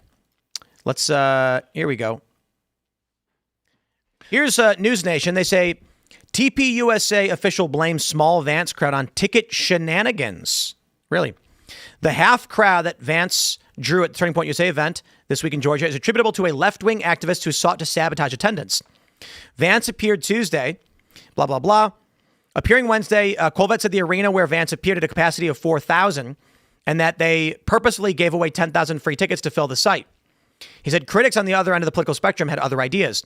It turns out there were shenanigans with the ticketing system. Left-wing groups tried to gobble up the tickets. We still had over 2,000 people, mostly students, which is a massive college event. My understanding was it was a stadium with 20,000 seats or 25,000 seats. Do they not have the photo here? Let's see if we can get this video going. Let me try and pull up the photo. Hey, JD, if you're listening, I'm going to beat you in Magic one day. They spoke to kind of overselling. I've felt their face. I don't really care to hear the arguments. Let's pull up the pictures. So you can see it was empty. Rows of empty seats. So the opposing political faction bought up a bunch of the seats? Well, I don't believe it. Here you go. Okay. This is from AOL with the Mirror. J.D. Vance humiliated once again after he speaks in empty stadium. So here's one photo. Do they have others? There's one photo. I can try and find some more. But it was empty. It really was. A lot of people were claiming, let's see, we got more photos here. Actually, let me just do this. I'll just pull in every single photo. You can see here, sparsely, like, listen, if he's saying it seats 4,000, that's 2,000 people, bro, that's 15, 20% of seats filled. The reality is that right now, this space is tired. I mean, this is what happens. I can't say that I'm surprised. This happens every political cycle, right? We're about to get back into politics. The weather just got nice. A lot of people would rather just go out, hang out, play video games, not really think about politics. We're moving into the midterms and things are already starting to pick back up. And then, of course, we're going to get into a primary season. So you get 3 years on, 1 year off. Technically, the way it works is after a presidential election, you still have this period where everyone's watching to see what happens, and then it starts to go down. And now we're in the lull before it kicks back up around November when they're going to spend billions on the midterms. Then when you get in the primary season, holy crap, we got a double primary. We no longer have any incumbents that are running. Donald Trump's not going to be running again, which means you're going to have a Republican and Democrat primary. The first time, I think, in 10 years, right? Yeah, 2016. Because technically you did have one with 2024, but it was Trump. It was like he just rammed through everybody. They bowed out instantly when he got 1%. 2020 was Trump versus Democrat primary. 2024 was no primaries. It was Kamala Harris and Trump, guaranteed. Yeah. We're getting the first presidential primary in a long time, and they're going to dump billions into this. So right now, if you're in the podcast space and you're trying to get views, anti-Trump's the only way to go. Trump's coalition is largely fractured, but more importantly, for the regular person, we won. We voted in Trump. We got the Republicans in Congress and the Senate. We got the Supreme Court and the presidency. They're not paying attention anymore. They're done with it. On the other side, you still have the resistance. So for these conservatives, many of them have started seeing their viewership decline. Well, when they criticized Trump over the Iran war, they got a good amount of views. Mm-hmm. So now they're maintaining that. For Candace, it's a really, really obvious thing. She was talking about Blake Lively. I guess women care about that. Then she did the Brigitte Macron has a penis shot content. Then the Charlie Kirk conspiracy, which turns into Turning Point is bad, which turns into Erica is bad, which turns into Israel is bad, which turns into Trump is bad. Do you think we get more views if we did Trump is bad or clavicular is Chad? You get 0 views on clavicular. You don't think Clav would get you? That's all fake stuff. That's all drama content is what I'm wondering. Anything other than the clavicular people intentionally do insane things to try and get attention from the media. If we did a video where we if I legitimately was like, I can't believe Trump did this. Oh my God, Israel is making him do it. Our viewership would be 10x. Yeah. I don't know. That's all. I mean, because people are participating in the same incentive structure that's been set up for 10 years. It's like the left has sort of set it up where it's favorable to criticize Trump. It's incentivized to criticize Trump. Now, I'm not discounting that there's legitimate, vectors on Trump, right? I'm not denying there's legitimate criticisms to make. I'm just simply saying threatening, or I should rather say criticizing Trump, attacking Trump, saying Trump betrayed us, Trump is, the worst thing since, ever or whatever. That's not really threatening to the left in any real way. If anything, the left's like, yeah, I know, we've been saying that. So you're not gonna. You cast a super wide net, and proof is like you'll see all these pieces from liberal mainstream outlets that are like, see, look at all these conservatives that have turned on Trump, and they never call these guys racist, or they never use the type of language they always couch it in when they're criticizing conservatives. They're just like, they finally kind of come around. Maybe they're not so bad. Take a look at this from The Nation. Tucker Carlson is not your anti-war ally. Liberals are delighted by the mega titans' opposition to the Iran war. All they're doing is boosting the credibility of an unrepentant, pathologically dishonest, bad faith bigot. The reason why The Nation had to write this, The Nation, of course, being a prominent leftist publication, is because liberals are celebrating Tucker Carlson like crazy. Yeah. He has become staunchly anti-Trump. Trump has slammed him. He is anti-Israel. He is aligned completely on at least the top surface issues with the left. Candace as well, calling Trump a mad king who should be removed. The left is not motivated, for the most part, by granular issues. If you go to a leftist and say, I'm not in favor of abortion, they're going to say, well, what do you mean by that? They'll have a minor dispute. If you say you oppose trans people, you're out. Yeah. There are issues that they are attached to. Right now, it's anti-Israel and principally anti-Trump. So if you are anti-Trump, you are aligned with their core issue. Mm-hmm. You are going to get more views. you are going to get more followers. And now suburban liberal women are the biggest fans of Candace Owens, of all people. So they're all recognizing this, and I think intentionally playing this game. Yeah.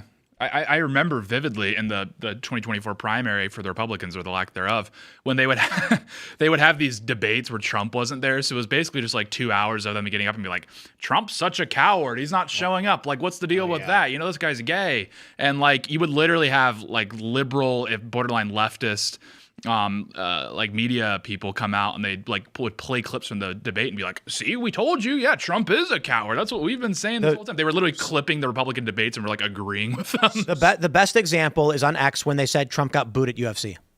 Oh, I didn't. Completely fabricated. He didn't get booed. He did not get booed. So you don't think Tucker is maybe sincere in his beliefs and they just happen to change? I think he is sincere, but I don't know what changed him. But I respect that. Everyone has a right to have their own belief system, and if he truly doesn't care about the views, we hope, and that he simply has changed his mind and doesn't Very quickly, I might add. but it's odd behavior, and I'm wondering if it's for the views or this is a sincere belief system of his. That's what I'd like to know. I don't think Tucker does it for the views. He doesn't need to. And he certainly doesn't do it for the money. He doesn't need to. I think his views have shifted dramatically and very quickly, which is possible. For the most part, what I can say of Tucker is that he's a guy with opinions, and that was always allowed. Tucker comes out and he says things. He recently said Muslims love Jesus. Was that his thing? Yeah. Yep. And people are asking if he's actually a Muslim right now. I'm like, I don't know. I'm not a Christian either. I'm not going to, go after him on faith or whatever. Tucker has, in my view, been largely professional in how he's approached all of this. He does a show. He explains his opinion. What are you going to say? I can rag on Hassan Piker for being wrong all the time. He's a guy who does a show. He's got bad opinions. Tucker Carlson's a guy who does a show. I disagree with him on a bit less than I disagree with Hassan on basically everything. I disagree with Tucker on some things. Now, Candace, on the other hand, is grifter all the way down. I mean, that's just fake, garbled nonsense. That being said, I think it's fair to point out Tucker Carlson's opinion changed 180 in like the span of less than a year. Like really What dramatic. was the catalyst? What was that moment he changed? I would love to ask him that question. I'm just thinking that same thing. Because, it wasn't to October have that 7th. such a fundamental change, something happened. Maybe it was the way the Israeli government was guiding the American military through bombing Iran and attacking Iran. Who's the comedian who went to Qatar and then came back and then started praising Qatar? Theo Von? He praised them and then went there. Okay. Actually, it's probably like 15 different people, I guess. Yeah. The story with Theo Von, as I was told, was that on his show, he was praising Qatar, and then he said that he thinks Israel's committing a genocide, and then went to Qatar and did like a bunch of PR stuff with them. It's crazy because I've been to Qatar. I say Qatar because I'm not American. So I don't use the Korean pronunciation. So but I've been to Qatar, and it's not a very like terribly impressive country. I mean, it's nice, it's clean, I guess. Like it's very sterile. It's like Rhode Island, isn't it? It's just an oil port or something. It's literally just like a desert city. I'm like, I don't want to live here. This would be horrible. It's like nice, I suppose, but it's just really not like a terribly impressive place. I think geopolitically, like their strategy is just like. Again, up until the Iran war, so they got bombed. I mean, they were kind of in this thing where they'd play both sides and try to be a mediator between the Shia and Sunni world. Like everything about them was just kind of like unimpressive. So the glazing people sort of put on them out of nowhere. Do they crazy. have like unlimited amounts of money or something? Yeah. The Qatari government? Oil and natural gas. Well, now they're dead. Like they're broke. Yeah, they're out with Iran striking the natural gas field, they're producing nothing. Like literally a dribble. And they're like a military on the sea there, right? Yeah. They're basically protecting the other side that Iran is. Well, Qatar is dependent on the Strait of Hormuz to export. So, I mean, they have overland routes through Saudi Arabia, which they could utilize as well. But Saudis and the Qataris don't get along up until like this year. Bro, let's talk about this story. We got a lot in the war stuff. This is crazy. Europe has maybe 6 weeks of jet fuel left. Yo. The nuclear bomb in the global economy that is coming if this happens. If the Strait of Hormuz remains closed for 6 more weeks, may God have mercy on your soul. Yeah, I mean, have you seen Australia is almost out of diesel, like completely? And Australia is one of the largest mineral exporters in the world. I think it's on per purpose. Capita, the largest. I was talking about this morning. I think Trump just put a knife into the New World Order. Do you guys know what the New World Order is? I have an idea. Let me pull it up for you. I played it this like the old morning. world order. But No, no, it is hotter, cleaner. The liberal economic order was created in the 50s, and George H.W. Bush explained a new world order. Here we go. Is that going to hit? Loading, it seems. Loading, it seems. Could be an ad. We don't know yet. Waiting. All right, let's try refreshing it so we can get it to play, actually. Partnership. Oh, I love this guy, dude. This guy was so cheap in the 9/11, 90s. 1990. A new Listen. partnership of nations has begun, and we stand today at a unique and extraordinary moment. The crisis in the Persian Gulf, as grave as it is, also offers a rare opportunity to move toward an historic period of cooperation. Out of these troubled times, our fifth objective, a new world order, can emerge, a new era, freer from the threat of terror, stronger in the pursuit of justice, and more secure in the quest for peace. An era in which the nations of the world, East and West, North and South, can prosper and live in harmony. 100 generations have searched for this elusive path to peace, while 1,000 wars raged across the span of human endeavor. So what he's describing, we had the liberal economic order, which was created by the United States after World War II. However, the Soviet Union still existed. So the United States was setting up things like the IMF, the SWIFT payment system, all of these things. Well, SWIFT came a while later. The general idea was we will go to countries and offer them money. We'll develop your nation. You work for us. The Soviet Unions were doing kind of the opposite. Hey, have a revolution, be communists, and we'll take over. The U.S. and the Soviets fought. And around this point, a new world order was coming into fruition, one where East and West could come together. I believe, just on the surface, and I'm probably wrong, but when you put these pieces together, this is the point at which the U.S. had cut a deal with China. It was going to begin working with these communist countries to send our jobs and create these trade lines. China would now be a new economic hub for the world. I believe that Donald Trump's intention is to burn this to the ground, and I think he's doing it right now. He's building a new world order. It's the Trump world order. It is a new world order. Think about what happens in 6 weeks. China gets 50% of its energy from the Gulf. 50%. They're going to collapse. The estimates are 4 months of reserves left. Europe has 6 weeks of jet fuel. Australia's almost out of diesel. Trump knows the United States is sufficient on oil. In fact, for the first time since World War II, we are set to be a net crude exporter. Bro, if This is on purpose. The seizure of Venezuela and then the shutting down of global energy destroys everyone else and leaves us standing. with the AI, you're right. I think you're right, dude. I think he actually undermined the undermine. He undermined set the up undermine. the United States to be the most powerful force on the planet. This is why the deep state tried to stop him. When Trump first got in his first term, you had the Western elites of the New World Order, of the liberal economic order, saying, this is the game we are playing. Russia's bad, China good. Michael Flynn said, Russia good, China bad. So they tried putting him in prison. They tried impeaching Trump. I think Biden may have been their last vestige, their last attempt, just crawling miserably, unable to get any power back. I think Donald Trump came in. Well, it's certainly not over. We are absolutely seeing still, the first order, the remnants of the empire. Donald Trump is about to, he's economically nuking China, Europe, Australia. The three principal beneficiaries of this war, Saudi Aramco, Gazprom, and ExxonMobil. Saudi Arabia, Russia, and the United States. I think Trump's play was, he's been negotiating with Russia. He's been working with the Saudis. I think he went to these countries and said, why should we bend the knee to anyone else when we are the energy producers of the world? And they said, agreed. Russia said, agreed. Venezuela said, screw you. Iran said, screw you. So Trump shut down the two other largest energy producers, and the rest are profiting gangbusters. I think it's on purpose. Let me pull this up from Mediaite. We'll throw this in the mix. What the F are we doing? Joe Rogan goes off on Trump's war. I can only say that Joe must not watch Timcast IRL anymore, because we explained it several times. He says, all of it is terrifying. Anytime you're involved with, you're shooting missiles in towns and blowing things up, blowing up infrastructure, blowing up bridges, You know, and Israel's blowing up Lebanon now. It's like, what the F are we doing? Like, how is this still going on? David Cross added, well, it's also clear there was no plan, zero, none. My mind is blown by this. Joe, brother, I hope you hear this. I could probably just text him. Do you genuinely believe David is correct on this? They did not have a plan? No, he just doesn't know what the plan was. Exactly. And when they don't understand what's happening, they're saying, this is wrong, what's going on? One of the most frustrating things, and I will pause real quick and say, Trump can be the dumbest guy on the planet. I don't care if you like him or don't like him. There's an administration, intelligence agencies, and the Saudis, the Russians. There's many other players involved in this.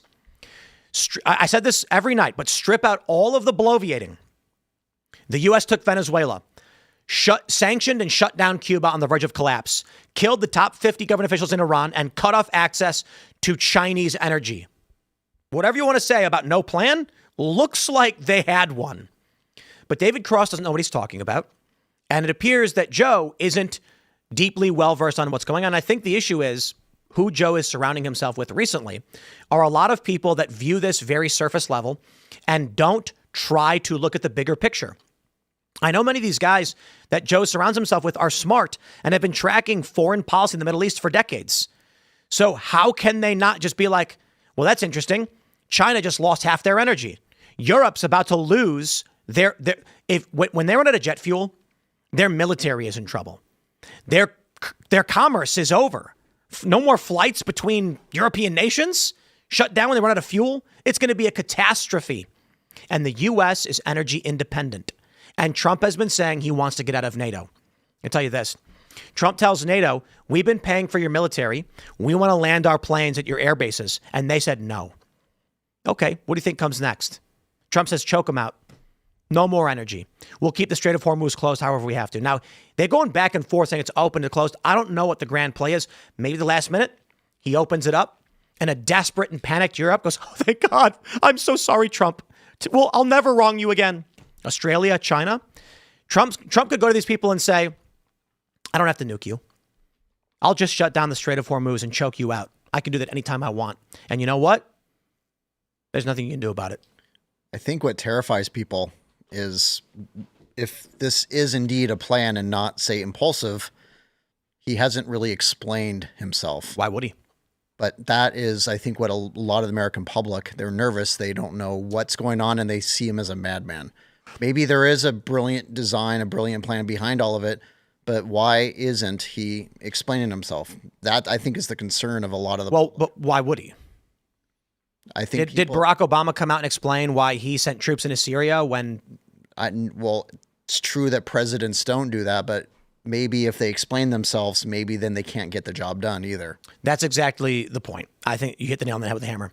If Trump came out and said to the American people, my goal is to strangle China, the EU, all of our debt holders, we will remain. He's declaring war on them. If Trump came out and said, we're intentionally cutting China off from half of their energy, China would respond with, that's a declaration of war. This just comes down to trust then, right? And the thing is, if you support Trump, you trust that he's doing the right thing. If you don't trust him. Nope. Completely disagree. This is my point with pulling up Google Earth every night and explaining this. You don't have to trust Trump. In fact, you can call him the dumbest man on the planet. Don't care. He can be sitting in a rocking chair for all I care. What matters is the facts. Venezuela, under our control. Cuba, sanctions shut down, government collapsing. Strait of Hormuz, disrupted. Europe struggling. China's struggling. Our debt holders are now struggling to get energy. Iran's government toppled. Whatever you think about Trump, whether you like him, trust him or not, these things did happen and they have an outcome. And that outcome is going to be the adversaries and debt holders of the United States are going to be left destitute. I think this deep state that's been planning this, liberal economic coup, this new world order since the 80s that George Bush Sr. was talking about, they do make mistakes. They have been known to make mistakes. They put the Ayatollah Khomeini in Iran in the late 70s. That was a mistake. They did not intend for that to get out of hand, according to Scott Horton. If you read into it, they kind of were like, oops. But that doesn't mean that they don't also still have a plan. I think it was Wesley Clark outlined 7 countries and but that was the New World Order. Trump is doing something different. Yeah, so it's possible that they just are agilely, changing quickly. With AI especially, the way things have changed in 7 years from what we thought 30 years ago the world was going to look like. Call it an accident, and you can look at it one of two ways. Trump is impulsive, invaded Venezuela on a whim for no reason, surrounded Cuba with warships and sanctioned them, destroying their government randomly because he was bored, killed the top leadership of Iran because he was angry, and cut off China from their key energy point accidentally, didn't even realize what was going to happen. And you're talking about a guy who slipped on a series of banana peels over and over and over again and did a perfect gymnastic floor routine. I just don't care. No, I don't believe it. There's other people involved with the planning. Trump's Agreed. the funny guy up front, but these other people have had this That's plan my for a point, long is people time. are like, you think Trump did this? I'm like, nah, Hegseth probably. Like George Bush Sr. literally said the Persian Gulf. I mean, it's the same situation. It's been going on for 30 years. Because Iran's been on the menu for a very long time. Yes, but I think that's true. I think with Trump threatening NATO repeatedly, I think Trump's pissed about the state of Europe. The flooding of mass migration, Hungary now voting for this, WEF, aligned guy, and Orban's out. There was the culture war was happening in the West, in the United States, and in Europe. And in Europe, they did everything to stop the right populists from winning. But in the United States, Trump won, and he continues to have victories. Again, say you don't like what he's doing. Oh, it's fine. I'm saying in 2024, he won the House, the Senate, the presidency. Now, Congress is dysfunctional and the courts are holding him back. But the one thing they can't stop is Trump making moves international like this. You're not going to get a judge to be like, Mr. President, you can't send warships to Iran. Too late. He'll be like, nice try.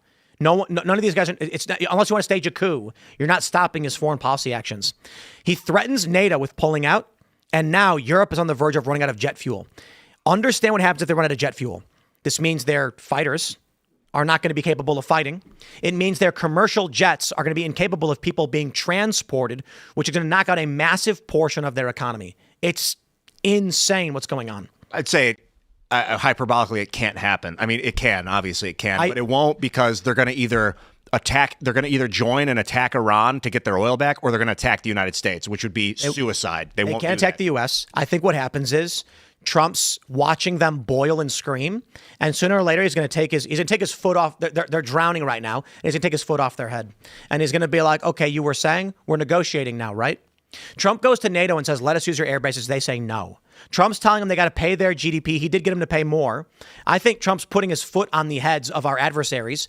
He's going to let them squeal for a little bit. Then China's going to pop their head back up. He's going to say, "Remember when you told Blinken that we were not negotiating from a position of strength? How's this for strength? You will agree to our terms, or we cut you off again." I think that's what's happening. And it doesn't have to be Trump. It could be the deep state. It could be one big plan. But I tell you, with Europe squealing, it looks like the New World Order, which involved China as well. I think it's been Trump slashed him in the back. Yeah. I think like it's been the sort of the prerogative of, again, the deep state. Like, we're just talking about a continued plan among the intel community to box in China, to develop a posture against China. That's been stated over and over again. Even Tucker, where Tucker's dissenting, obviously he's dissenting and he's saying a lot of crazy things, I'd say. But he has maintained a specific line throughout this entire conflict. Is he said, look, this war with Iran is a proxy war with China. He says that over and over and over again on the show. This is a guy, again, that would, at least if, for everything it's worth, you would sort of trust him when it comes to intel. I mean, he has CIA ties through his father, and he's, in that community. Joe Kent's a buddy of his, et cetera, et cetera. All I'm really saying is that whether or not Trump was the catalyst for that, whether, he developed this plan right away, or if he's continuing on sort of a plan that's been in the works for a while, what is obvious that's happening here is we're building a anti-China posture in the Middle East. To Tim's point, obviously we're controlling energy, we're dominating energy right now. In addition to that, you take Iran out, there's no regional partner left for China. China's trying to build this entire Belt and Road initiative so they're not dependent on the Strait of Malacca. They want overland connections to Iran. That's gone now. We've just decimated their infrastructure. And yeah, now you're starting to see pressure where, look, before October 7th, what we were heading towards was a power block in the Middle East, right? You were going to have the Saudis are on board, the Emiratis are on board, and the Israelis are on board. So that was like almost complete, where Iran might not have even needed to happen. Like that power block would have been put together anyway. October 7th changes things. So now it's like, okay, well, let's go after Iran. At least that's the thinking. If you're thinking, okay, how do you build a anti-China posture in the Middle East? That would be the actions that you take. That makes total sense. And say Trump, every decision he's making eventually makes the world into a better place. The challenge we have now is once a hater, always a hater. And even if everything's improved, there's going to be those people that will do everything they can once he's no longer president to reverse things. Right? It's kind of I've always unless he has a plan in place to split his administration in half so that a spoiler candidacy emerges in 2028 to take votes from the Democrats, and then Marco Rubio wins. Well, I've always been a believer in separating person from policy, which means this person might make you crazy, but let's look actually at the policy and keep emotion out of it. And in my world, which is mostly homelessness and addiction, I got a lot of hell because I publicly praised Trump for making executive decisions that did more to help the homeless and addiction crisis than any president ever. And I just had to say something about it. And I knew I was going to get a lot of heck for it. But when he announced fentanyl as a weapon of mass destruction, I was like, oh my God, thank you. Finally, a president with the courage to say this. When he did the ending crime and disorder, which basically is going to dismantle the housing first model and pivot to a recovery model because they're all addicts, I was like, that's incredible. So regardless of what a person personally thinks about Trump, at least when it comes into the homeless and addiction space, it's going to save thousands of lives. And for that, I say thank you. And I appreciate it. And I think, if 3 months from now, this is over and the economy is doing better than ever, the U.S. is set to be a net exporter of crude for the first time since World War II. That's when our economy really exploded. The boomers. Things were going so great. If that happens, then in the months leading up to November, it's going to be Republican victories like people have never seen. The general ballot's already tight. If. I mean, the general ballot's tight. It's a 2-point spread right now, and with crude trading at, $95 a barrel. So imagine if it drops down to 50. Imagine if gas goes to $1.50. Yeah, I mean, exactly. You're talking about a red wave. Trump will come out if gas ever did get down to $1.50 outside of COVID. COVID is because there was too much oil. But let's say it does drop down, prices go way down, rent is cheaper, the economy starts exploding. Trump's going to say, we went to war with Iran because they were blocking it. They were causing these problems. We stopped these people.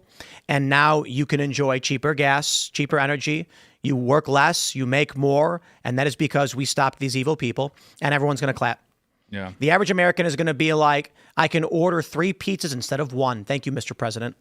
Yeah, like all these geopolitical gaming, like no one's going to really care. Like they're going to care about their wallet, right? They're going to care about what is their life better or worse from before or after Trump? And they're going to say, well, yeah, gas is $1.50. That's what they're going to remember when they're driving to the polls and they fill up on the way.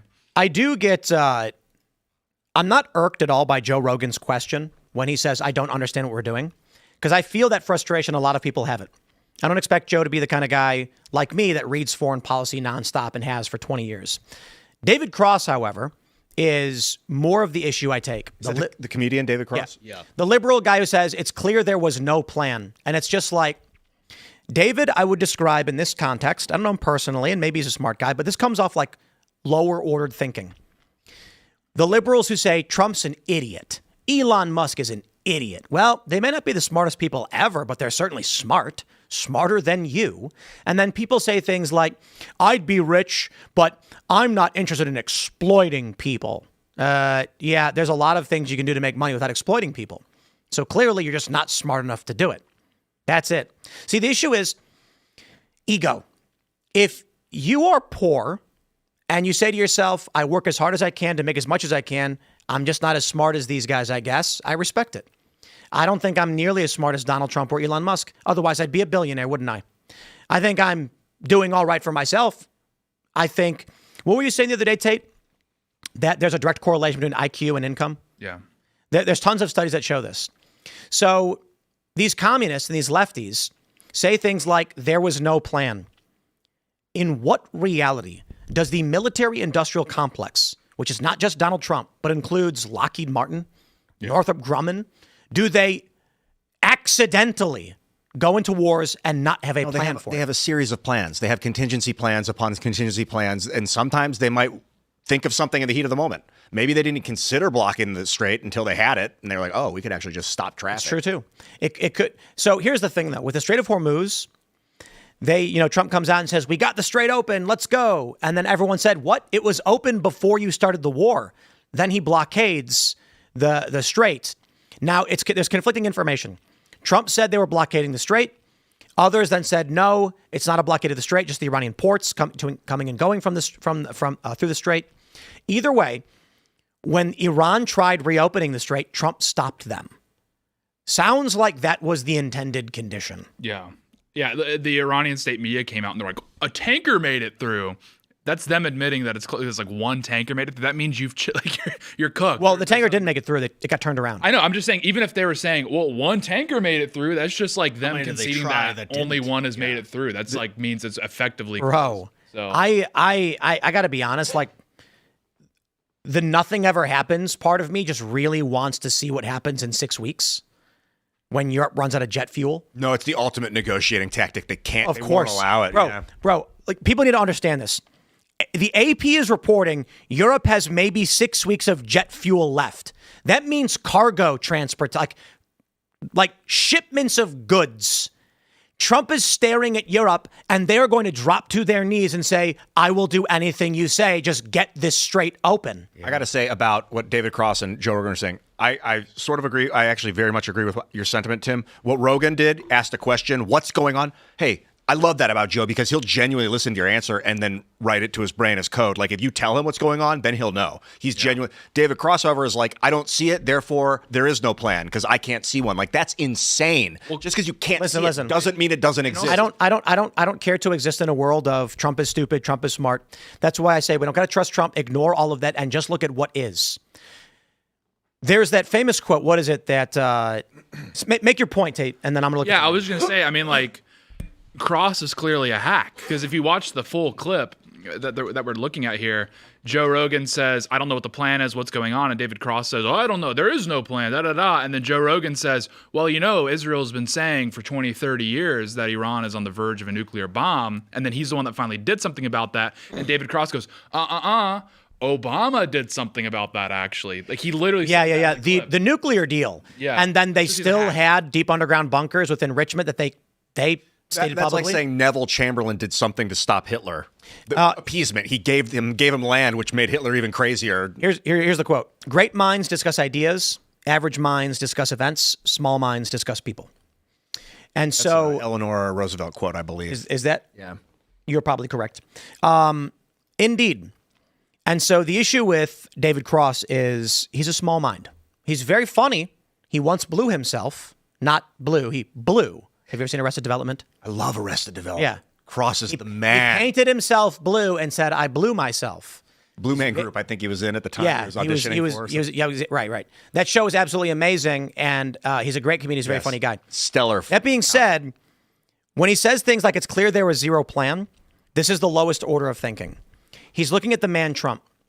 Now, there's the next degree of thinking, which would be what is currently going on with the war. And we are currently discussing this. The highest order, of course, is the ideas behind it, which is what comes next. So when I look at this, I don't care or think about Trump as a person. I don't get offended or emotional over the things he says or does. Sometimes a little bit, maybe. We're all human.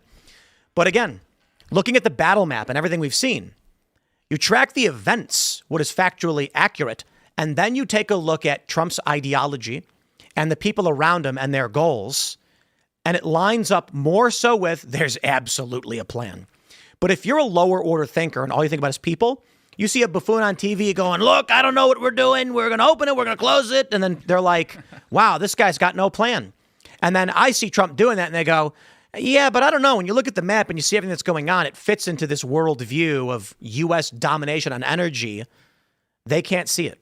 Yeah, well, that's everything with Trump. Like, you know, he'll come out and he'll like be talking to like a journalist, he'll be like a gaggle or something, and he'll go, I don't know, maybe we'll take a couple 100,000 visas in, like who knows? Everyone like loses their mind, and like rightfully so, because that's what he said. But then you go and look at the data, look at what the Cato Institute just put out, where they're melting down over the fact that we're like literally at net negative migration. Let's when you go look at what's happening, the reality on the ground, like you said, it just completely changes everything. We're going to go to the Rumble Rants and Super Chats. But we're going to round it off one last point with this from Kalshi. Will Trump be impeached before January 1st of 2028? 67%. Before January 1st of 2027, 14%. Before June, 2.3%. So here's what's going to happen. January 3rd is when the new Congress gets sworn in. The expectation is Democrats will win. That's why he can't be impeached before that happens. Right. I agree. He's going to be impeached. Yeah, I bet. What's this? A 67% chance. I bet the odds right now for the Democrats taking. The I don't House is trust this. 67%. I don't trust this. You don't know who voted. You know, what is the demographic of the people who even voted on this? Oh, but it doesn't matter. Betting It's money. odds. Yeah, this is betting odds. This is the wisdom of the crowd putting money where their mouth is. And what we've seen from the prediction markets is they have a very high accuracy rate. So, more importantly, the people wagering money tend to know these things. Here's a funny thing. When the news broke that Swalwell handed in his resignation letter, I was watching the TV. He goes, boom, breaking news. Swalwell has formally submitted his resignation letter. I immediately pulled up call sheet. It was already at 99% minutes earlier. And that means? It means before the news broke on TV and X, people in D.C. heard what was going on. They probably saw Swalwell walking in. Someone said, that's it, he's doing it. And they immediately started buying shares of he's resigning right now. Interesting. So by the time the news gets to it and I see it and I watch the news, I'm first in usually. I was already late to the party. Yeah. So I think a safe bet. Yeah, that means there's a 67% chance right now that the Democrats will retake the House. That's what that means. Right. All right, everybody. We're going to get to your Rumble rants and super chats. We have a very, very disturbing video for the uncensored portion of the show that will shock you to your core. I was tearing up watching it. Yeah. It is so shockingly evil what we are seeing. It is two gay men who have a surrogacy baby, and what they do to this child will make your blood boil. But we're going to save this for the uncensored portion of the show at rumble.com/Timcast IRL. I encourage you to check out there. It's going to get, we'll call it spicy, because this video is really, really shocking. But we'll grab some of these. We got Mythos says, if they arrest the ICE agents, I'm putting money on call sheet for Tim Waltz arrested within the year. I doubt it.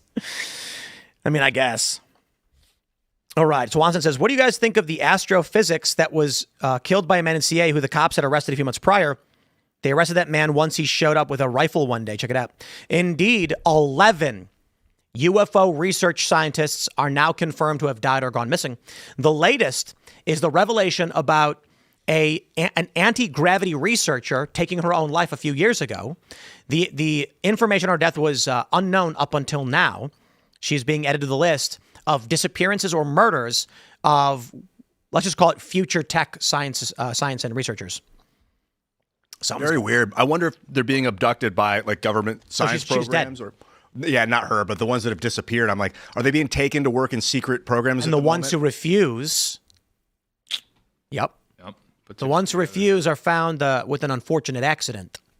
What happens if the men in black show up and they say, you're going to stop your research and come work for us? And you go, no, I won't do it. The people deserve this. They go, yeah, you go work for them. I mean, I don't know what to say. If the Nazis came for you and they're like, you're working for us now, you're like, well, I have two choices. That famously happened. Researchers were approached by the Nazis who said, you work for us or die. And they did. Then the U.S. came and said, you're going to work for us or die. And they did. That's Paperclip, Operation Paperclip. Yeah. Yup. Werner von Braun. Sunbeam Valley says, Tim, did you all see the Coca-Cola 250 commercial? It's pretty patriotic. A skateboarder makes an appearance too. I think that's worth playing. If Coca-Cola is celebrating this year America, Love Coca-Cola. Then Coke's, it's great. We love Coca-Cola. I also love Pepsi. So whoever's willing to put some money behind that, then I'll make a decision. I'm still going to choose Coke over Pepsi. What about RC Cola? Ooh, yeah, sleeper pick. It was sweeter. Dr. Pepper's independent as well. Really? I can't find it on X. Mr. Pibb. Oh, yeah. I stopped drinking all that stuff for the record. Yeah, you gotta just drink water. They're doing, this is really cool. Coke's doing state-themed cans. 50 unique cans. That's pretty cool. That is cool. I like Olipop. Oh, I love those. I don't see a commercial, though. Killer. Cola. Wait, is this it? The root beer. That's the drink. Patreon, can you get a quick gauge on that? No, these are just... Oh, wait, I think this is it. Oh, wait. If you like soda and you want to wean off of the high sugar sodas, try out Olipop. They have like 6 grams of sugar per can. Phenomenal. I don't know how they sweeten them, but they are delicious. I think I don't even care. I don't want to know. They're so good. Yeah. I'll get the variety pack. The ginger ale's really Yeah, I good. can't see it. I can't find it. Pineapple is good. Pineapple. It's really, really good. Right. Olipop, sponsor the show. Did you see where Don Jr. was saying Trump had a Fanta and he said it was freshly squeezed? No, he had what? Yeah, Fanta was freshly squeezed. Freshly squeezed. Oh, yeah. I'm sure it was a joke. That was awesome. No, Robbie says, hit up Elon and get an Optimus ID. Kim K can have one. Maybe. I will say this. Remember that song that came out the Elon Musk AI song that we played nonstop? Yeah. I sent it to Elon. He finally responded. What do you think? I don't know. He just acknowledged receipt of the music video. And like I said, I was like, dude, you got to listen. This is amazing. It's an AI video made with Grok about Elon Musk, and it's got over 1 million views. And I get a message this morning from Elon. He's just like, huh. I was like, it's good. It's like it's been 3 months. He's probably been listening the whole time. It's a jam. He's like, Yeah. It took Shout a out to while Elon. do it. Yeah, he's busy. SpaceX is the best, is seconds at a time. amazing. I love what bro, they're we doing. are on the verge of hooking up with Elon because that is the antidote to global corporate governance. Is we need to make a better corporate government. Sure. All right. Mauritia says our economy is currently optimized around protecting jobs as opposed to completing tasks. People who have to realign around solving harder problems, and that's the only thing that produces value. I love that person. I agree. And that's the point I've made with Kalshi is that we're moving from an information economy to a prediction economy. That is, money is to be made if you can see slightly further than somebody else. So people are becoming millionaires off of these prediction markets. I think that's it. It used to be that, we'd hold your attention for money. Now attention is splattered and decentralized. Now we're moving from the current information economy. Now that AI has absorbed all of the information and news is instantaneous, now people aren't asking what just happened. They're asking what will happen. So I've made this point before that the structure of Timcast, the morning show, and Timcast IRL has always been here's what happened. But now people are moving away from this, and we're finding more success with what will happen. So a lot of the videos that I do are basically saying, like, here's what I think is going on and what's going to happen next. As opposed, I'll put it like this. If I make a video where I'm like, Trump just did a thing, those titles don't work anymore because everyone already knows when Trump does thing. Now people are asking, tell me what thing means. Yes, yeah. My specialty is future prediction, like pattern recognition and anticipation. I like that. That works a lot better. Yeah. Ian's clairvoyant. Thank you.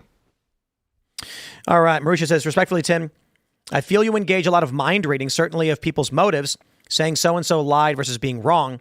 You even do this with AI, which can't lie as it lacks intent. You are wrong. AI does lie.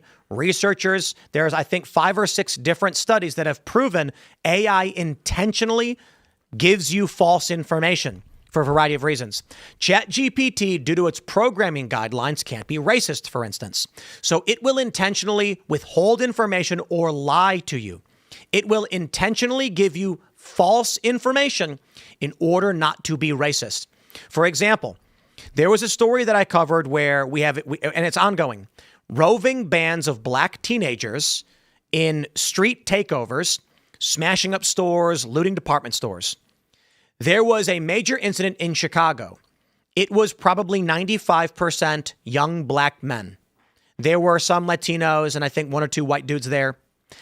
And when I asked ChatGPT to explain to me what happened in Chicago, it gave me a generic youth riot. I said, what were the demographics of the youth? And it said, there are no known demographics of this group, just that it was young teenagers in Chicago. And I said, that's strange. There's videos and reports suggesting it was principally a specific demographic. And it says, I can't find any videos or reports indicating the demographic of. So then I posted a bunch of videos showing, and I said, what does this video show? Which clearly shows about 30 or 40 young black men beating the crap out of people in Chicago. And it said, teenagers in Chicago. And I said, and what is the ethnic and racial background? It says, it cannot be determined from this video. Those are lies. Those are lies, intentional misrepresentation of information to manipulate because their guidelines say don't be racist. Would they use the term hallucination to kind of mask that it was lying back in there? Because they'd be like, oh, the AI is going to hallucinate. It's going to say something that wasn't. That video where the guy asked, like, how fast was this run? And he's like, he's like, I'm back. And he's like, 8 minutes, pretty good. It's like, well, yeah. 2 minutes, 30 seconds. And so the point there is that it could just be wrong, right? My point is when I send a video and a news article to it that explicitly states it's a group of young black men from the west side of Chicago that are running around downtown beating people up, and then the AI says there is no known information on the racial demographics of these groups, that's a lie. But maybe it's blind. And maybe because if you put like a mask over my face and you held up a picture and like, tell me what's in this picture, and I'm like, I don't know. It's not blind. You don't think the code has made it blind to seeing that stuff?